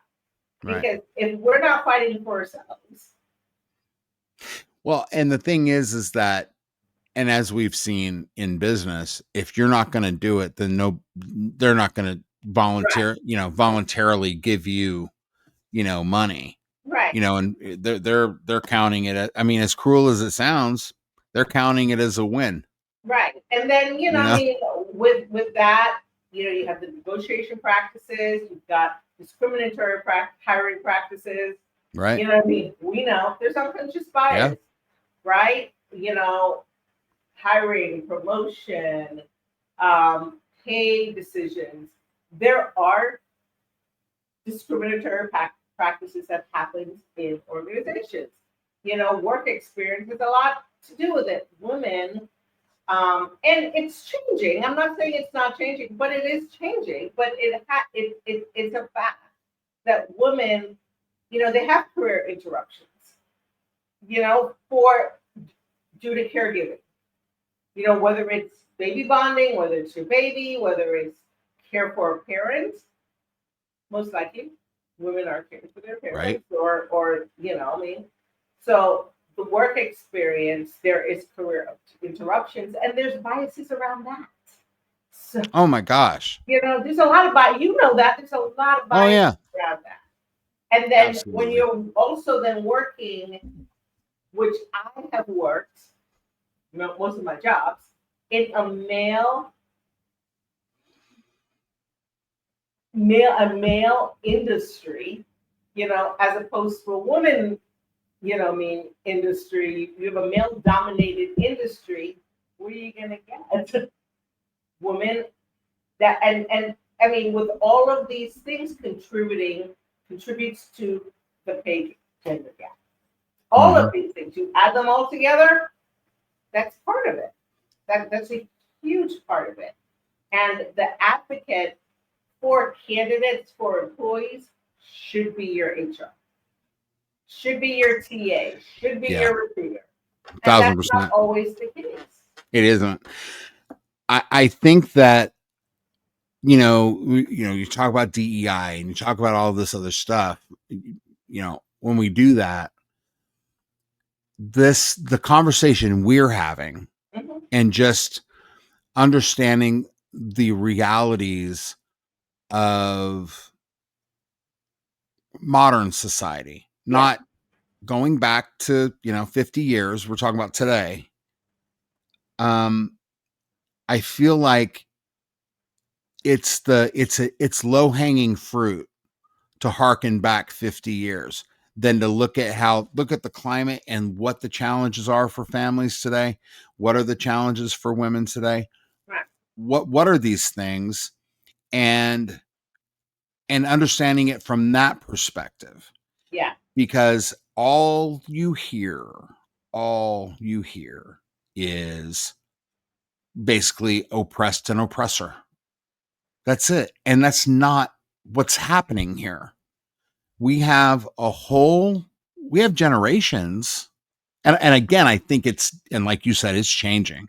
And I mm-hmm. think it's because finally we have women or mothers who are even fathers who are Mm-hmm. teaching their daughters how. Had a friend of mine come to me and wanted me to talk to his daughter. He's been in the business for years, um, with me, and he said, you know, she's a homeowner. single, has been in the hospitality industry for several years. COVID killed it, and now she's wanting to branch out, do something else. I think she's great in sales, but there's so many other things that she can do. And I asked her, and again, I want to make this clear, this isn't exclusive to women, but hear me out here, and you're going to love this. I asked her to tell me about herself. And she starts in with this typical, interview tone. I did this here and I did that there, and and we did this and that and the other thing. And I had to stop her, and I was like, listen, you're coming off desperate. You're looking like the pick me, come pick me, instead of asking, why are you looking for that? Why are you looking for me? That's a good question to ask. Why are you looking for me? What's going on with you? Why are you hiring for this position? And then suddenly it's not the same old interview.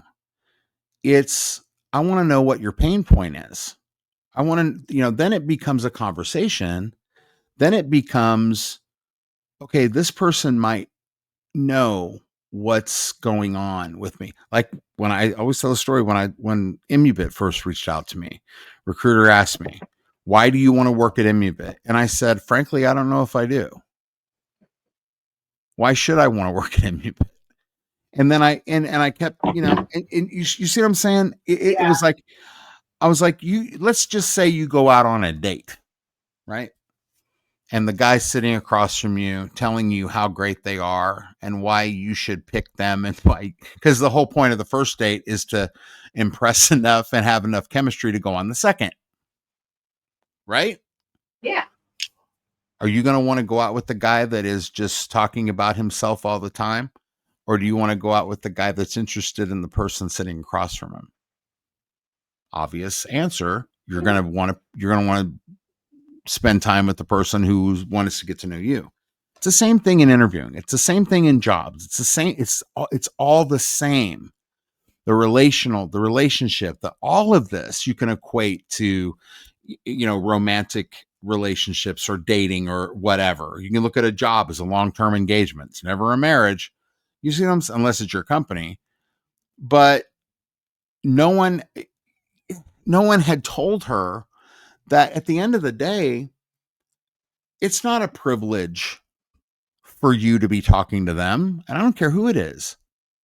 It's a privilege for them to be talking to you, because you could hold the key to their to their success in terms of, you hold the experience, you hold the time, you hold the investment. You're willing to invest your skills if they're willing to invest in you. Let's do this. Let's have a partnership. Let's make this happen.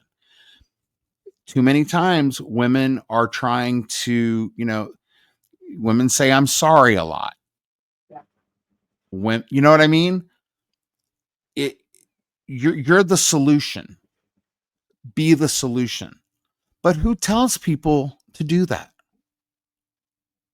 Who tells them to do that? It takes a lot of training, and lots of it. I've been doing this for years, so I know, right? You know what I mean? But it's still hard. I mean, the very first time I was told in training, don't apologize. If don't say I'm sorry if it's for something that was out of your control or you didn't do right. Right. We tend to apologize all the time when we have nothing to apologize for. Apologize Nothing. if you did something wrong, right? And people don't always do that. They're always, like you said, they apologize. I'm sorry. But if you're not told or taught, or if you don't have a good mentor that's going to help you along, that that's what happens. Right. So yeah, I mean, when you're interviewing, Listen, I hate it. Oh, I so do hate I. being on the other side of it. I I hate hate it. being interview eat, not right. I hate Right. on that part of it because it's very, very, very stressful.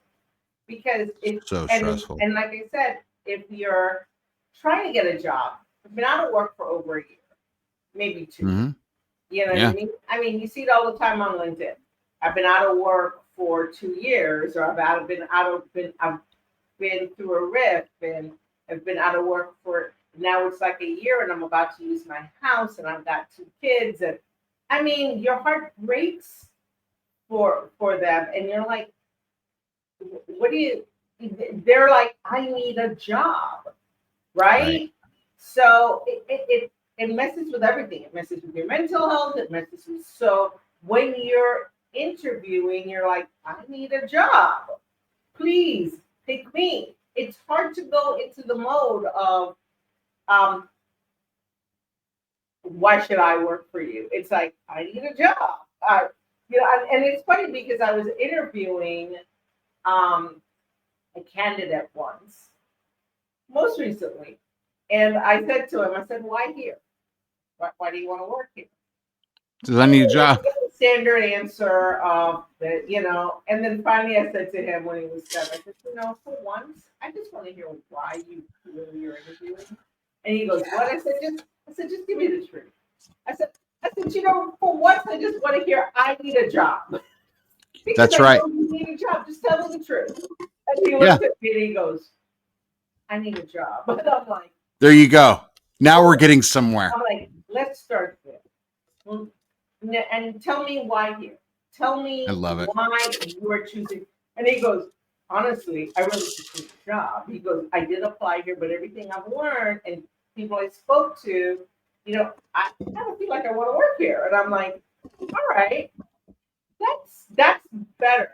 But you're not going to have a candidate that goes in and says that, hey, I'm interviewing here because I need a job.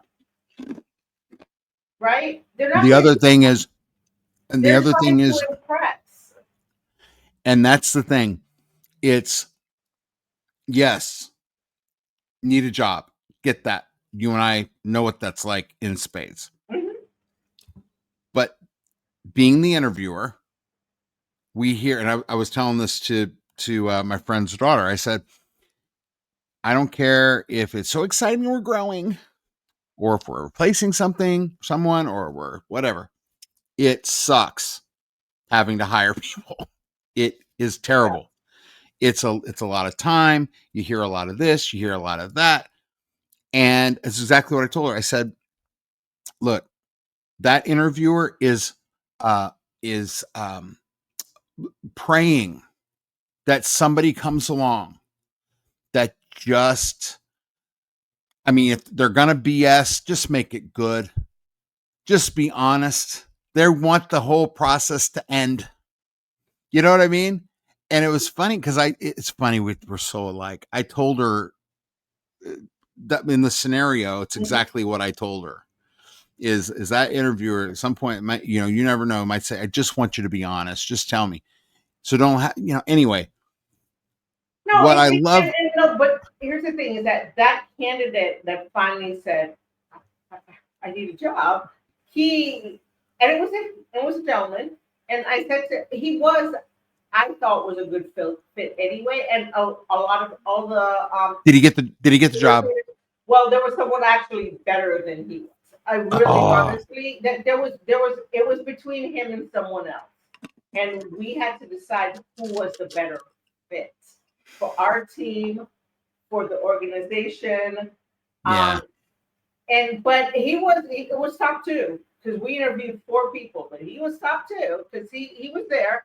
But we had a few concerns knowing the organization that Right. it might have And that's not been the right fit for him. But and we that's really, where you got really to put liked him, that. got straight high marks, and someone else just kind of sort of beat him out.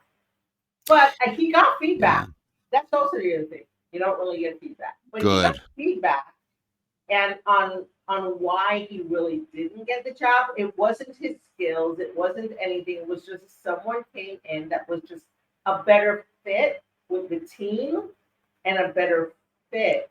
But if we had two positions, this person would have gotten the job. We only had one. And I love it. you know what I mean? It was just one of those things. What we were looking for at the time, um, that this other person just kind of edged him out of it, and And that's all it was. and because we've been there, you gave him feedback. Your Yeah, team gave him feedback. And that's another thing where the kind of day and age we live in. It's not cut and dry. There are fake jobs out there. You got a tired workforce. You have people that are being ghosted. You're talking the other day about how, when you were looking, it wasn't even getting the out. They didn't have enough respect. Well, and probably because your position was high enough where they're going to send you the thing, which is kind of weird, right? You'd think that you would get the thanks for shopping email, but they just ghost you. yeah. Period. It just gone. They're Casper, and we live in that age right now. And in order for that, you know what? It takes one. It takes two. It Mhm. takes a few people watching this to remember. You know what? Just because you're sitting in that desk today doesn't mean you're not going to be sitting on Right. this side of the table tomorrow. Mhm. You know, Life happens, and and life happens. companies are not loyal to you, right? Companies are not loyal to you. No, It is a job. Now, it's a that's job right. that you may love, and Yep. you're going to give your best self in that job, Yep. but it's still a job. You know, at the It's end of the day, so it's a long-term engagement at best. right. I mean, A contentious relationship there at are some worst. jobs, and I have been in jobs that I love. I Yeah, mean, I worked for the Raiders. I loved that job, not because it was the Raiders, but because of the people I worked with. that's And right. I stayed longer than I should have because of the people I worked with, right? Well, Um, yeah, and that's a no, no, conversation. no, but that is the truth. That is the truth. I Oh, no, stayed no, no, longer than yeah. I should have because of the people I worked with. But I Well, also and saw the yeah, potential in the organization. But you work with some great people, I do. but I worked. they worked with a great Karla. Period. I'm You only know, good. I'm only good as my team, and my team knows this. I've told my team this. I'm only as good as my team because we rise and fall together, right? well, you have Um, one hell of a team. I'll tell I you I that. I protect my team to the hilt. I protect my organization to the hilt. You I do. protect my boss, even though you may not have been. I should have protected, but I did. That said, it was one of those things that, you know what I mean.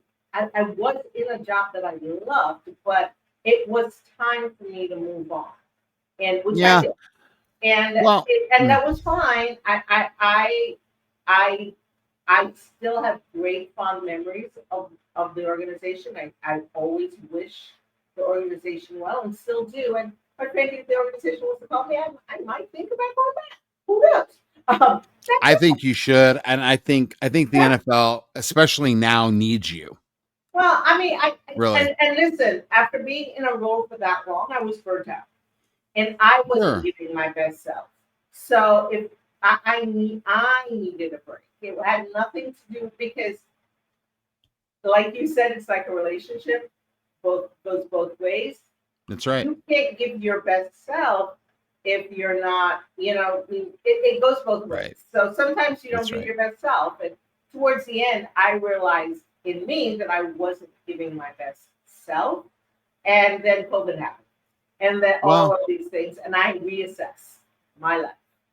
But yeah, well. I mean, it's like, but sports is a love of mine. I love Oh, sports. Karla. I What's what I was gonna? love, Yeah. but I also love my current job that I'm in. I've learned a lot. I Oh mean, yeah. you know what I mean? And it's like every place you go, you have You're to gonna learn take, something. you got to learn something, or why are you there, right? So, you know what I mean? I work with some great people now. I really do. My Yeah. team, especially in the TA group, is awesome. The finance group, I love. You know what I mean? So I work with some great people, and I find that if you work with really good, I mean, you're gonna shine, you're gonna do, but you can give your best self. I needed a break from sports to come back to give my best self. So, Well, you you've know what I mean? told And I give me my best self now. So, you've and in any position I go to, I'm gonna give my best self. But well, that and that's a said, fact. yeah, that said, you know, I mean, like I said, when it comes to going back to gender pay, is like, you know, the art of negotiation, you know, unconscious biases, relevant work experience. There's so many reasons on why there's that gender gap, right? And That's cultural right. has a lot to do with it. Societal have shifts have got a lot to do with it. I'm hoping the hope is that they stop looking at people stop looking at gender and just look at the job and look at can the person do the job and do the right thing. Just do the right thing and That's it. pay people what they're worth, right? Period. What do you Well, value and pay people what they're worth. or Oh, let the candidate, no matter, but we're talking about women here. We're yeah, talking about a gender gap. Understand again, when you said that I fought for my people. I did. We're talking about the Exxon chief that I brought over to my last company. I mean, every single penny deserved it. But she was, she was so great. Anyway, we made her whole. It was wonderful. Well, actually, didn't take advantage of the fact that she wanted to leave where she was at. right, You know? And that was my whole thing as a TA anywhere. You don't take advantage of the fact that they want to get the hell out of where they are. right. You just don't. Because guess what? You're going to be on that. You're going to be on the other end of that Mm-hmm. a year or two later.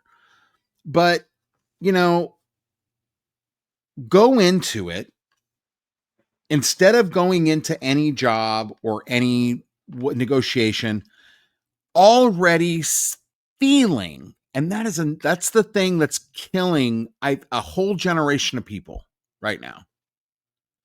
And you talk about unconscious bias. Oh Lord Jesus.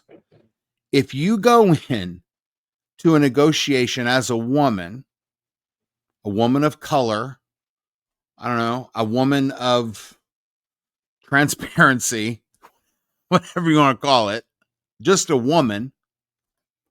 And if you go into it feeling like you're a victim already, that you'll never get a free shake or a fair shake because, of this, that, and the other thing, you've already lost. You've already lost. And it's really not a fight that you need to have. But unless you're put in that person's shoes, it's hard to say you've already lost. You don't At know the what that person's but going through, and does not that's matter. where that's Does But hold on, that's Karla. where Hold we on. are. What I mean, I think hold on. you're like, well, no, we should be going in this way, and I'm saying you don't know people's circumstances Doesn't matter. You're going into a company. Listen, you're going until you just hear become me a out. Hear female me of out. color. Then we can Hear me talk out. about that. Hear me out. See there. See, no. Say it, Here, and I here. can say that No, to you. no, no, no, no. I You can you say that can. to you. You can. If you go into any negotiation feeling like you're a victim already because of your circumstances, because of how you grew up, because of this, because of that, you've already lost because the company, this is what I'm going to say, the company already wants to lowball you. They already do. That's their point. That's their objective. They have they've tried to lowball you of all people. So they don't care what your background is. They see talent, they want to take advantage of it, and they want to save as much money as possible. even if you've been through the worst circumstances one can ever go to, this is to the audience, understand you are unique. You not only have a shot, you have to be able to understand that when you get your shot, you take that bull by the horn and you say, I'm not a victim because of my circumstances or where I came from or how I grew up or whatever, like you and I have done. Maybe not the victim part, but you know what I'm trying to say. But I'm not a victim because of that. I'm a victor because of that. Those circumstances help shape who I am. They uncovered talents that nobody else has. And it is a privilege for that company to be talking to you. Find out what their pain is. And understand that if they want you to go there, then they're going to have to pay for it. And sometimes it's hard. And I get that. And I get that. And while that sounds great in theory, but when you are in a state of, once again, I've been out of work for a year and a half. I got to put food on the table. I got a mortgage and a rent to pay. It is hard mentally. It wears on your mental state, and it's hard. 1,000%. To keep up 1,000%. the appearance of I don't need this job, or I don't need but that. But wait. I'm just saying.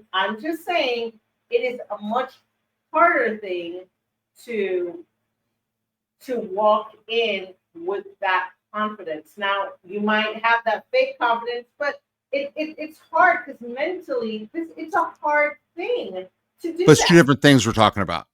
We're talking about two different things. I don't think it is, because I think you're saying you got to know your work. You gotta go in and you gotta negotiate, and you gotta know that it's a privilege for them to talk to you. And what I'm saying is that mentally, sometimes that's harder.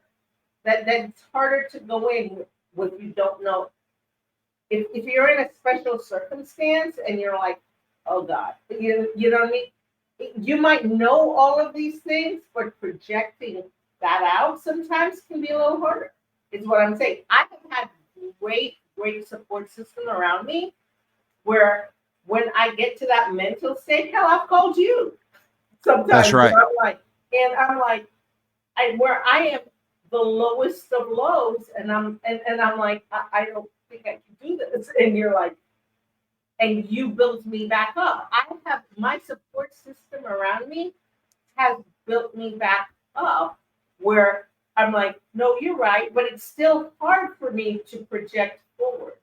1,000%. I know value, but it's hard, and that's why I say you can say it, but mentally sometimes it's a little tough depending on where you are. And why I say it's two different things is that when you and I call each other and we're at the lowest of the low, all I'm doing is reminding you that you're Karla Tai. Period. Yeah. Right. And that's a fact. And I need that sometimes too. Right. Where what I'm saying, I'm not saying that. That's not a case of victimhood. That's a case of circumstance. And there's a lot of people in that circumstance right now, but they're not victims, other than being a victim of fake jobs and effery that's been going on for 2.5, almost 3 years now. In that way, we're all victims. Mm-hmm. What I'm saying is that if people go into any circumstance and say that because they're not going to get the money because they're a woman, they're not going to get the money because they're a black woman, they're not going to get the money because they wore, red today. If they go into that, not because they haven't been able to get work in a year, not because of anything else, but just because they feel because of who they are, they've already lost, then they've already lost. That's what I'm saying. Okay. And that's the kind of thing that has been so pushed, especially in the last, I would say, 9 years, where instead of looking, the know your worth crowd, right? We started getting around the millennials started doing that know your worth stuff. and they hadn't even worked anywhere. So it's like, okay, well, I'm glad you know it, but nobody else does, right? And it doesn't make any sense. And you're never going to get the job if that's your mentality. You want, learn. This is the time to learn and grow on that. To reiterate, that's what I'm saying. If anyone goes into anything feeling that because of who they've already lost, then they will. That company doesn't care about your background necessarily. They don't care about this. They don't care about that. They care about getting the best talent for as cheap as they possibly can. And unfortunately, I think beyond the desperation thing, and that is so awful. And you've never done that, ever. I've never heard of a candidate come back or anyone associated with you. It does not matter. You've never done it. Now you take care of your organization, but I've never heard of anyone say that Karla took advantage of the fact that I haven't worked in a year. I've never heard that, and I never will hear that. Right. But what I'm tired of, and I think a lot of people, if they're honest, they're tired of it too, is, well, I didn't get the job because of this, and I didn't get the job because of that. As we've talked about today, there are so many mitigating factors on account of this and that and the other thing. If we go into that thinking that we're victimized and we've already been a victim and this and that and the other thing, then we've already lost. And I've been guilty of that. Yes, you have. I was about to remind you that you have been a victim of that. Hell yes. And it's hurt me every time. Every single time. And as soon as we can get out of that, I think, and it's hard right now too, because there are fake jobs, because there are people that have, applied to 1,000 jobs. That woman, I can't get her out of my mind. But I don't think 1,000 jobs. The guy that applied to 3,000 jobs. And I know because of the, and I told you about how I know. I know that 90% of those jobs were fake. And people doing that, you're hurting the workforce, you're hurting your candidate, and at the end of the day, you're going to hurt your company. All you're breeding are very pissed off people that don't believe anything anymore. And that stuff needs to end, and it hurts all of us who are really putting people to work. It just does. We're going to agree to disagree, because I think circumstances create where people's mental health is. And sometimes because of that, and like I said, you and I have had these conversations where we have had good support because we support each other. My other friends support me. And where I could have easily gone in thinking with the mindset of, I did not get this job because I'm a female. I did not get this job because of the color of my skin. I did not get this job because of, for whatever reason. I could. Right. I happen to have a really good, like I said, support system that reminds me of my experience factor, what I have done, how I treat people, how I lead. Because I forget. Because when you're getting so many rejections, you're like, what's wrong with me? Why didn't I get this? Why, what is it about me, right, that they're not seeing? Mm-hmm. Right? So, when you have the experience, you can do what the job requirement says, that it must be something else. It must be, maybe it is the color of my skin. Maybe it is my gender. Maybe it is. So you go into that self-loathing mode. And when you say victim, it's not necessarily, it's like when you're getting so many rejections, sometimes it's hard to get out of it. You know that. I know that. So your next position or your next interview you go in, you're in the back of your mind thinking, because you don't know the interview stage when you're interviewing and you can't read people sometimes. And I was like, man, I think I had a really good interview, and then come back and then I immediately get a rejection of you didn't get the job. And you're like, but I thought we hit it off. You told me I had so much experience. You told me I was a person for this you job. You told me about your kids. You told me that I am the one, and then I get a rejection. And then you're like, you start wondering. So, you know what I mean? That's what I'm saying. So it's not necessarily a victim. It is. We're saying the same thing. Yes, we're saying the same thing. We are. Because at the end of the day on that, you're falling back on things that are probably not true. Right. Most likely, absolutely not true. But because you're trying to make sense of it. Right. So that's why I don't like the word you go in as a victim. It's like based on circumstances, based on things that may have happened in your interviewing process, you start doubting yourself. And you getting yourself out of it becomes a little harder. So I tell you what, that desperation, God, I hate it, man. Yeah. I can't stand it. We've all been there, and we're all human, right? So I think, and Brad, we've had this conversation. I've gone into interviews saying, I don't give a crap. Wait, one more time? I've gone into interviews saying, I don't give a crap if I get this interview or not, or how I deal with you, or whatever. Yeah. You're probably this will not be going fun. to hire me anyway. So whatever. Right. You know what I mean? And then come to find out I get a second interview, and I'm like, wait, what? You start thinking, wait, they just want to be treated badly? Because I thought I treated them pretty badly.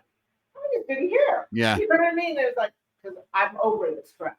But, you know what I mean? You've had those. I've had that. And maybe I was the most authentic at that time. But I was like, wow. And then I still ended up not getting the job. So, whatever. But, you know what I mean? I think victim is a harsh word. I think it's the doubts and the rejections that you feel, you need to learn how to push through them when you are looking for a position. You have to try to remember who you are. You have to try to remember your value. You have to try to remember that you're interviewing them as much as they're interviewing you, right? So, I mean, I think victim is such a derogatory word that I don't like it. I say think differently. Go into that interview differently. Negotiate differently.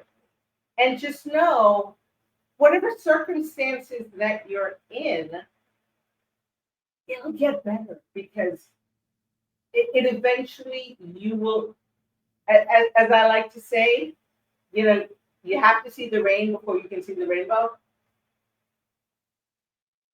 Right? So you got to go to the rain before you see the rainbow. So you might just be in the rain right now, but the rainbow's coming. Trust and believe. Trust me, the rainbow's coming. This segment of the conversation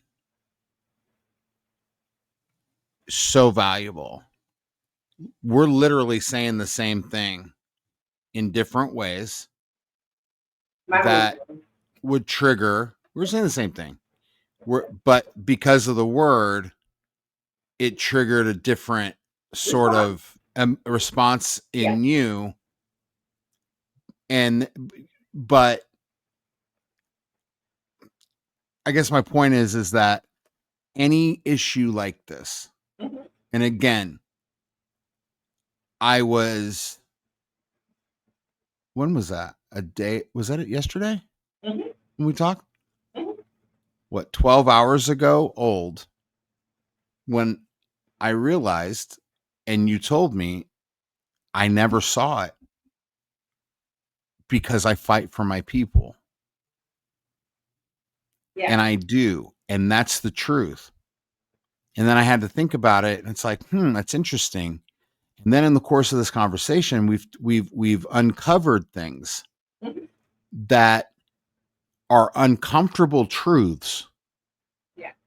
but truths nonetheless that are complex and not necessarily something that needs to be fixed, but what we've talked about that nobody talks about because it's too complex and they don't feel that people can understand it, and it gives the Karens of the world something to fight about. There's more to it than what's being taught to our young girls. Yeah. And young men, not just young girls, but young men. Oh, absolutely. Because leaders are everybody, right? Leaders are men and women. And you've got to teach your young men the same thing you're teaching your young women, right? Because the young men, if they're put in that position of power, needs to fight for the young girls. Well, and the young men need to understand that just because they're men doesn't mean they're awful. Right. I mean, that's where we're at today. Yeah. Just because they're men and they're blessed enough to be a man, that's an awesome thing.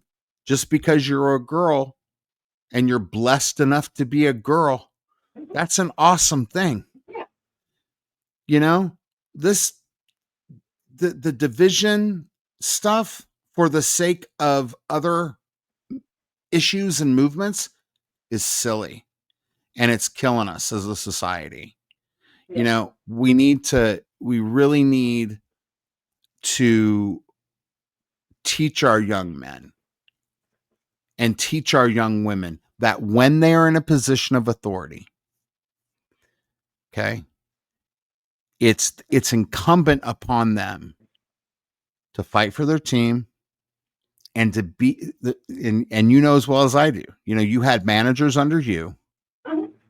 but it was the managers that looked to you for leadership. Before you were a leader, you were a manager. Right. And even then, they were the people that worked for you looked for that leadership. You and I both have learned from the best and the worst of leaders. And we are in such a privileged position to be able to say that we really learn from the best and the worst. But it's a more complex issue.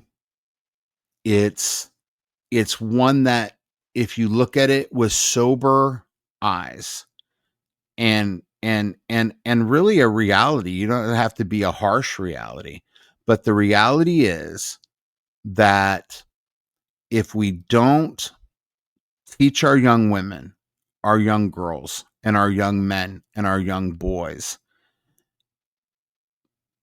this pay gap issue, it's deeper. Yeah. Than he's a man, he gets paid more. It's deeper than that. It's also too. You got to value all the professions. Doesn't matter what profession you're in. Quite frankly, a sanitary work, government. Absolutely doesn't matter what you could Matter. if you're digging ditches or if you're selling stock. Teachers who historically is a female-dominated profession. Right. Historically, I'm not saying it is now. I'm saying historically has. No, that's true. Yeah. Right. That resulted in probably less pay, right? Because of the profession. So if you value all professions equally, right, 1,000%, regardless of gender dominance, that's what you have to do. And agree. It's just, and that's going to move the needle forward. 1,000%. And absolutely. And you know what? Yeah. Oh, and I just real quick, I forgot just before I forget. And I'm sorry, but when you're a female, and this is in the short term, you're a female, you're in a position of authority, Just do what Karla does. That's it. I mean, you know what? When we start doing these speaking events, Karla, that's something you should talk about actually. Is stop. It's not like you have to treat your sisters, differently. Treat them fairly.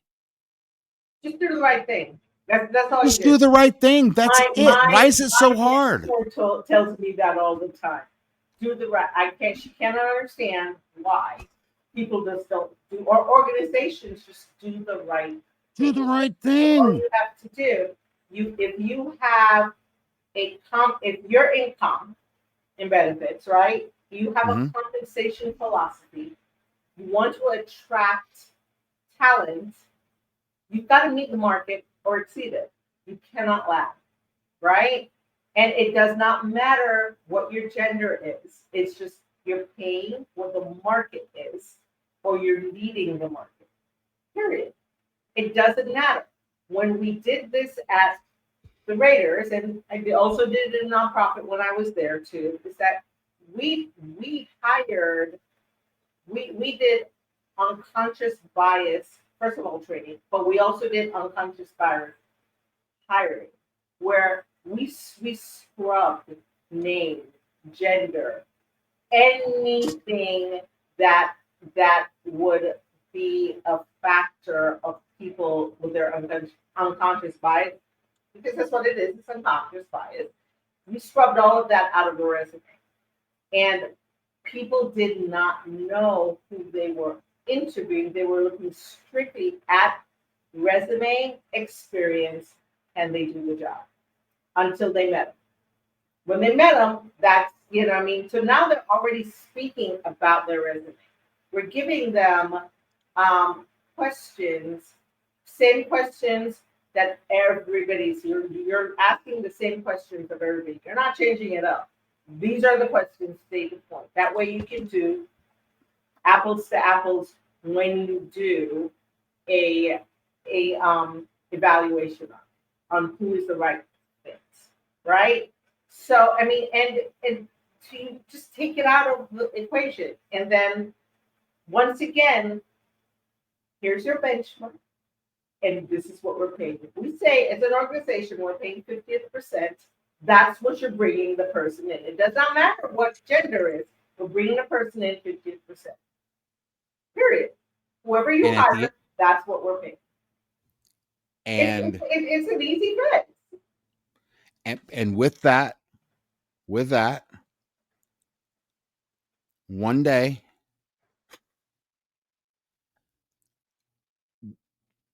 we don't have to do that. Right. All you got to do is the right thing. Do the right That's thing. it. Yep. That's it. That's it. Karla, we are going to get so many shorts out of this. Well, okay. No, but I'm telling you, it's a conversation that nobody's having, and I keep saying this the whole time I've been saying this. It's a conversation nobody's having, and it's a conversation that needs to be desperately had. Yeah. You know, And and thank you for having it though. Thank you for oh, being brave enough to step into it. And like I said, we disagree sometimes a lot. So, but I mean, as long as you're disagreeing respectfully and moving on, I mean, and we're hearing each other, like you said, we're hearing the same thing. And as I was triggered by one word, we were saying the same thing as you said, but it was just like, yeah, we don't really need to call that way. We call it this way. I see it differently because of my experiences, my gender, how I have been put forth in the world of profession, my profession, right? And you see it differently because of what you've gone through. We all have different right. experiences, but at the end of the day, we still come together. At the end of the day, you're my sister, You are, yes. and honestly, it's like I love that happened because again, we were saying the same thing. It was just one word. Yeah. That triggered me. And one word, right. That And triggered me. one word threw it in a direction that I wasn't talking about. And then it was we were saying, but then at the end of it, we were saying the same thing. But even if we never came to that consensus, you are my sister. Yeah. I would take any sling, any arrow, any bullet for you. I know. And so that's the way it is. But you have also been, I mean, but you see, that's why it's like men are from Mars, women are from Venus, you know, they right. say that book is like, right. Because of my experiences, and as a woman, when yeah. when a male, does not matter what yeah. You know what I mean? As a male, when you say victim, as a female, that triggers me because I'm like, wait, what? I'm not a victim. But my circumstances are different, and you don't know what I'm going through at that time. Well, you do, but other people don't call me a victim. That's a triggering word for me and for most people. Don't call me a victim, right? So when you say that, that triggers. So those are the things. It's like when we're talking, you know, it's. I remember I had a someone. It was a supervisor that someone that worked for her, a male, called her angry, and she happens to be a woman of color. That's triggering. Right. You know what I mean? So it's understanding those things too. I mean, and how do you do that? You talk. You talk. Yeah. Am I going to never say the word victim around you again? Come on. Come on, man. I absolutely will. Yeah. But I mean, it's not. That's okay. It's we like I said, we came to that resolution and understanding that this is what you meant, this is what I meant, and but we want this. It's not all roses sometimes. It's not happen because we're able. And it shouldn't be. Right. And it shouldn't be. Right. But what was demonstrated there too is how let's say people with nefarious intent will use that triggering word and capitalize on it. Yeah. And then they hurt generations of people. Yeah. And it's a mind poisoner. And then you don't look, because what that does is then it absolves idiosyncrasies, traits, and things that make us different. It absolves all that, and the whole world's against us now. I mean, I could do the same thing. You know what I'm saying? Yeah. You said male. You don't know my experience, Karla. Right. You know what I mean? And the thing is that all of us, and I believe of good conscience, because I think there's people that are of bad conscience that really capitalize, and I mean make a lot of money on people's pain. Instead of trying to help them, you know, they don't look at, okay, if we're in a situation where let's say all things being equal, and I'm going to say it again. I've placed executives, I've placed tech support, I'm placing doctors now, and I don't see it because I fight for my people. I just I don't know that I was fighting for them because of who and what they were. I just knew that I'm fighting for them. Period. And then you point out that that's the reason I didn't see it. And I get that. I talked to Erica about it. She agreed. She was like, yeah. She goes, yeah. And I'm like, whoa. And then the more we talked about it, the more ideas we realize that, you know what? At the end of the day, it's not right for a company, an organization, or a person, like a significant other or somebody that wants to be a significant other, any of it. You take advantage of people that take advantage of that. And I understand it when companies do it. Yeah. But it's not exclusive to companies. Right. Women have an intense burden every day. Women should be protected. Sorry, they should. Women are a protected class. They just are. And that's the way it should always be. Am I a misogynist for saying that? Hell no. There are things that women are way better than men. And there are things that men are better than women. And it will always be that way. But if we don't work together and we don't understand that and we don't start to think about, okay, there are a lot of women executives. Are they disproportionate? Probably. But why is it that when a female is hiring another female, particularly in the C-suite, and you are negotiating those contracts, how come the female it's like a badge of honor that she got over on her fellow, on the female she just hired? I mean, come on. There are different things, different idiosyncrasies that if we're pushing out the people that are nefarious, and there are a lot of nefarious people in the world. But if we don't look at these little things, these little idiosyncrasies, these little societal issues, then it's never going to get better. It will always be, men versus women, women versus men.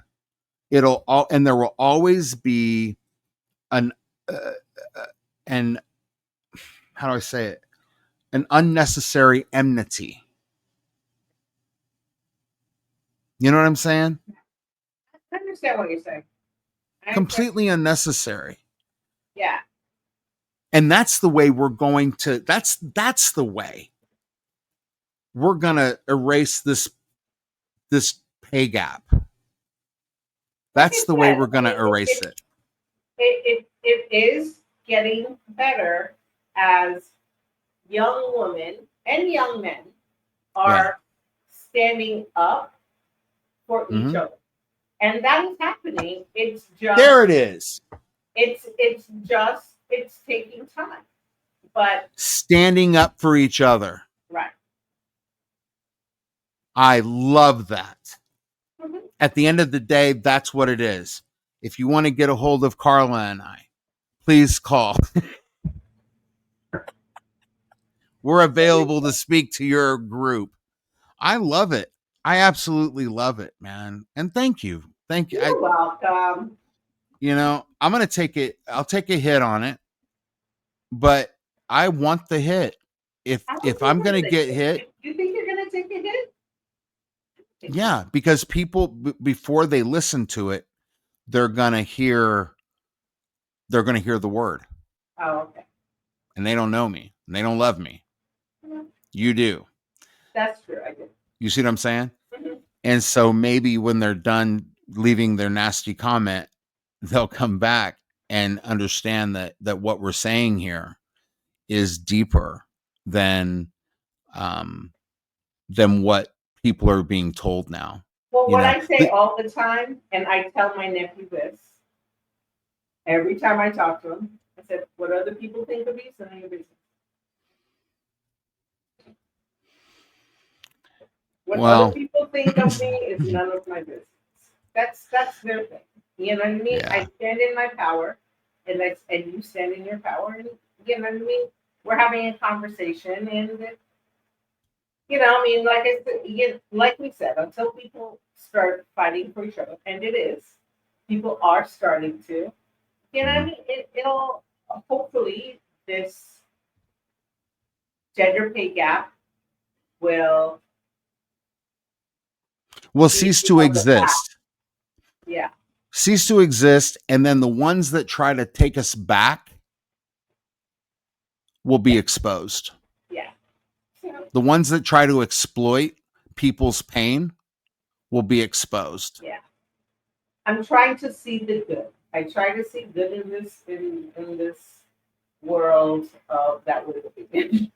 I try to see the good. I try to see the good in people. I try to see. I mean, now I'm not dumb because I know that people are people and things happen. But you know, yeah, if you go in um, thinking the worst of people, then that's all you're gonna see. That's all you're gonna see. So you go in thinking the best, then you just go forward.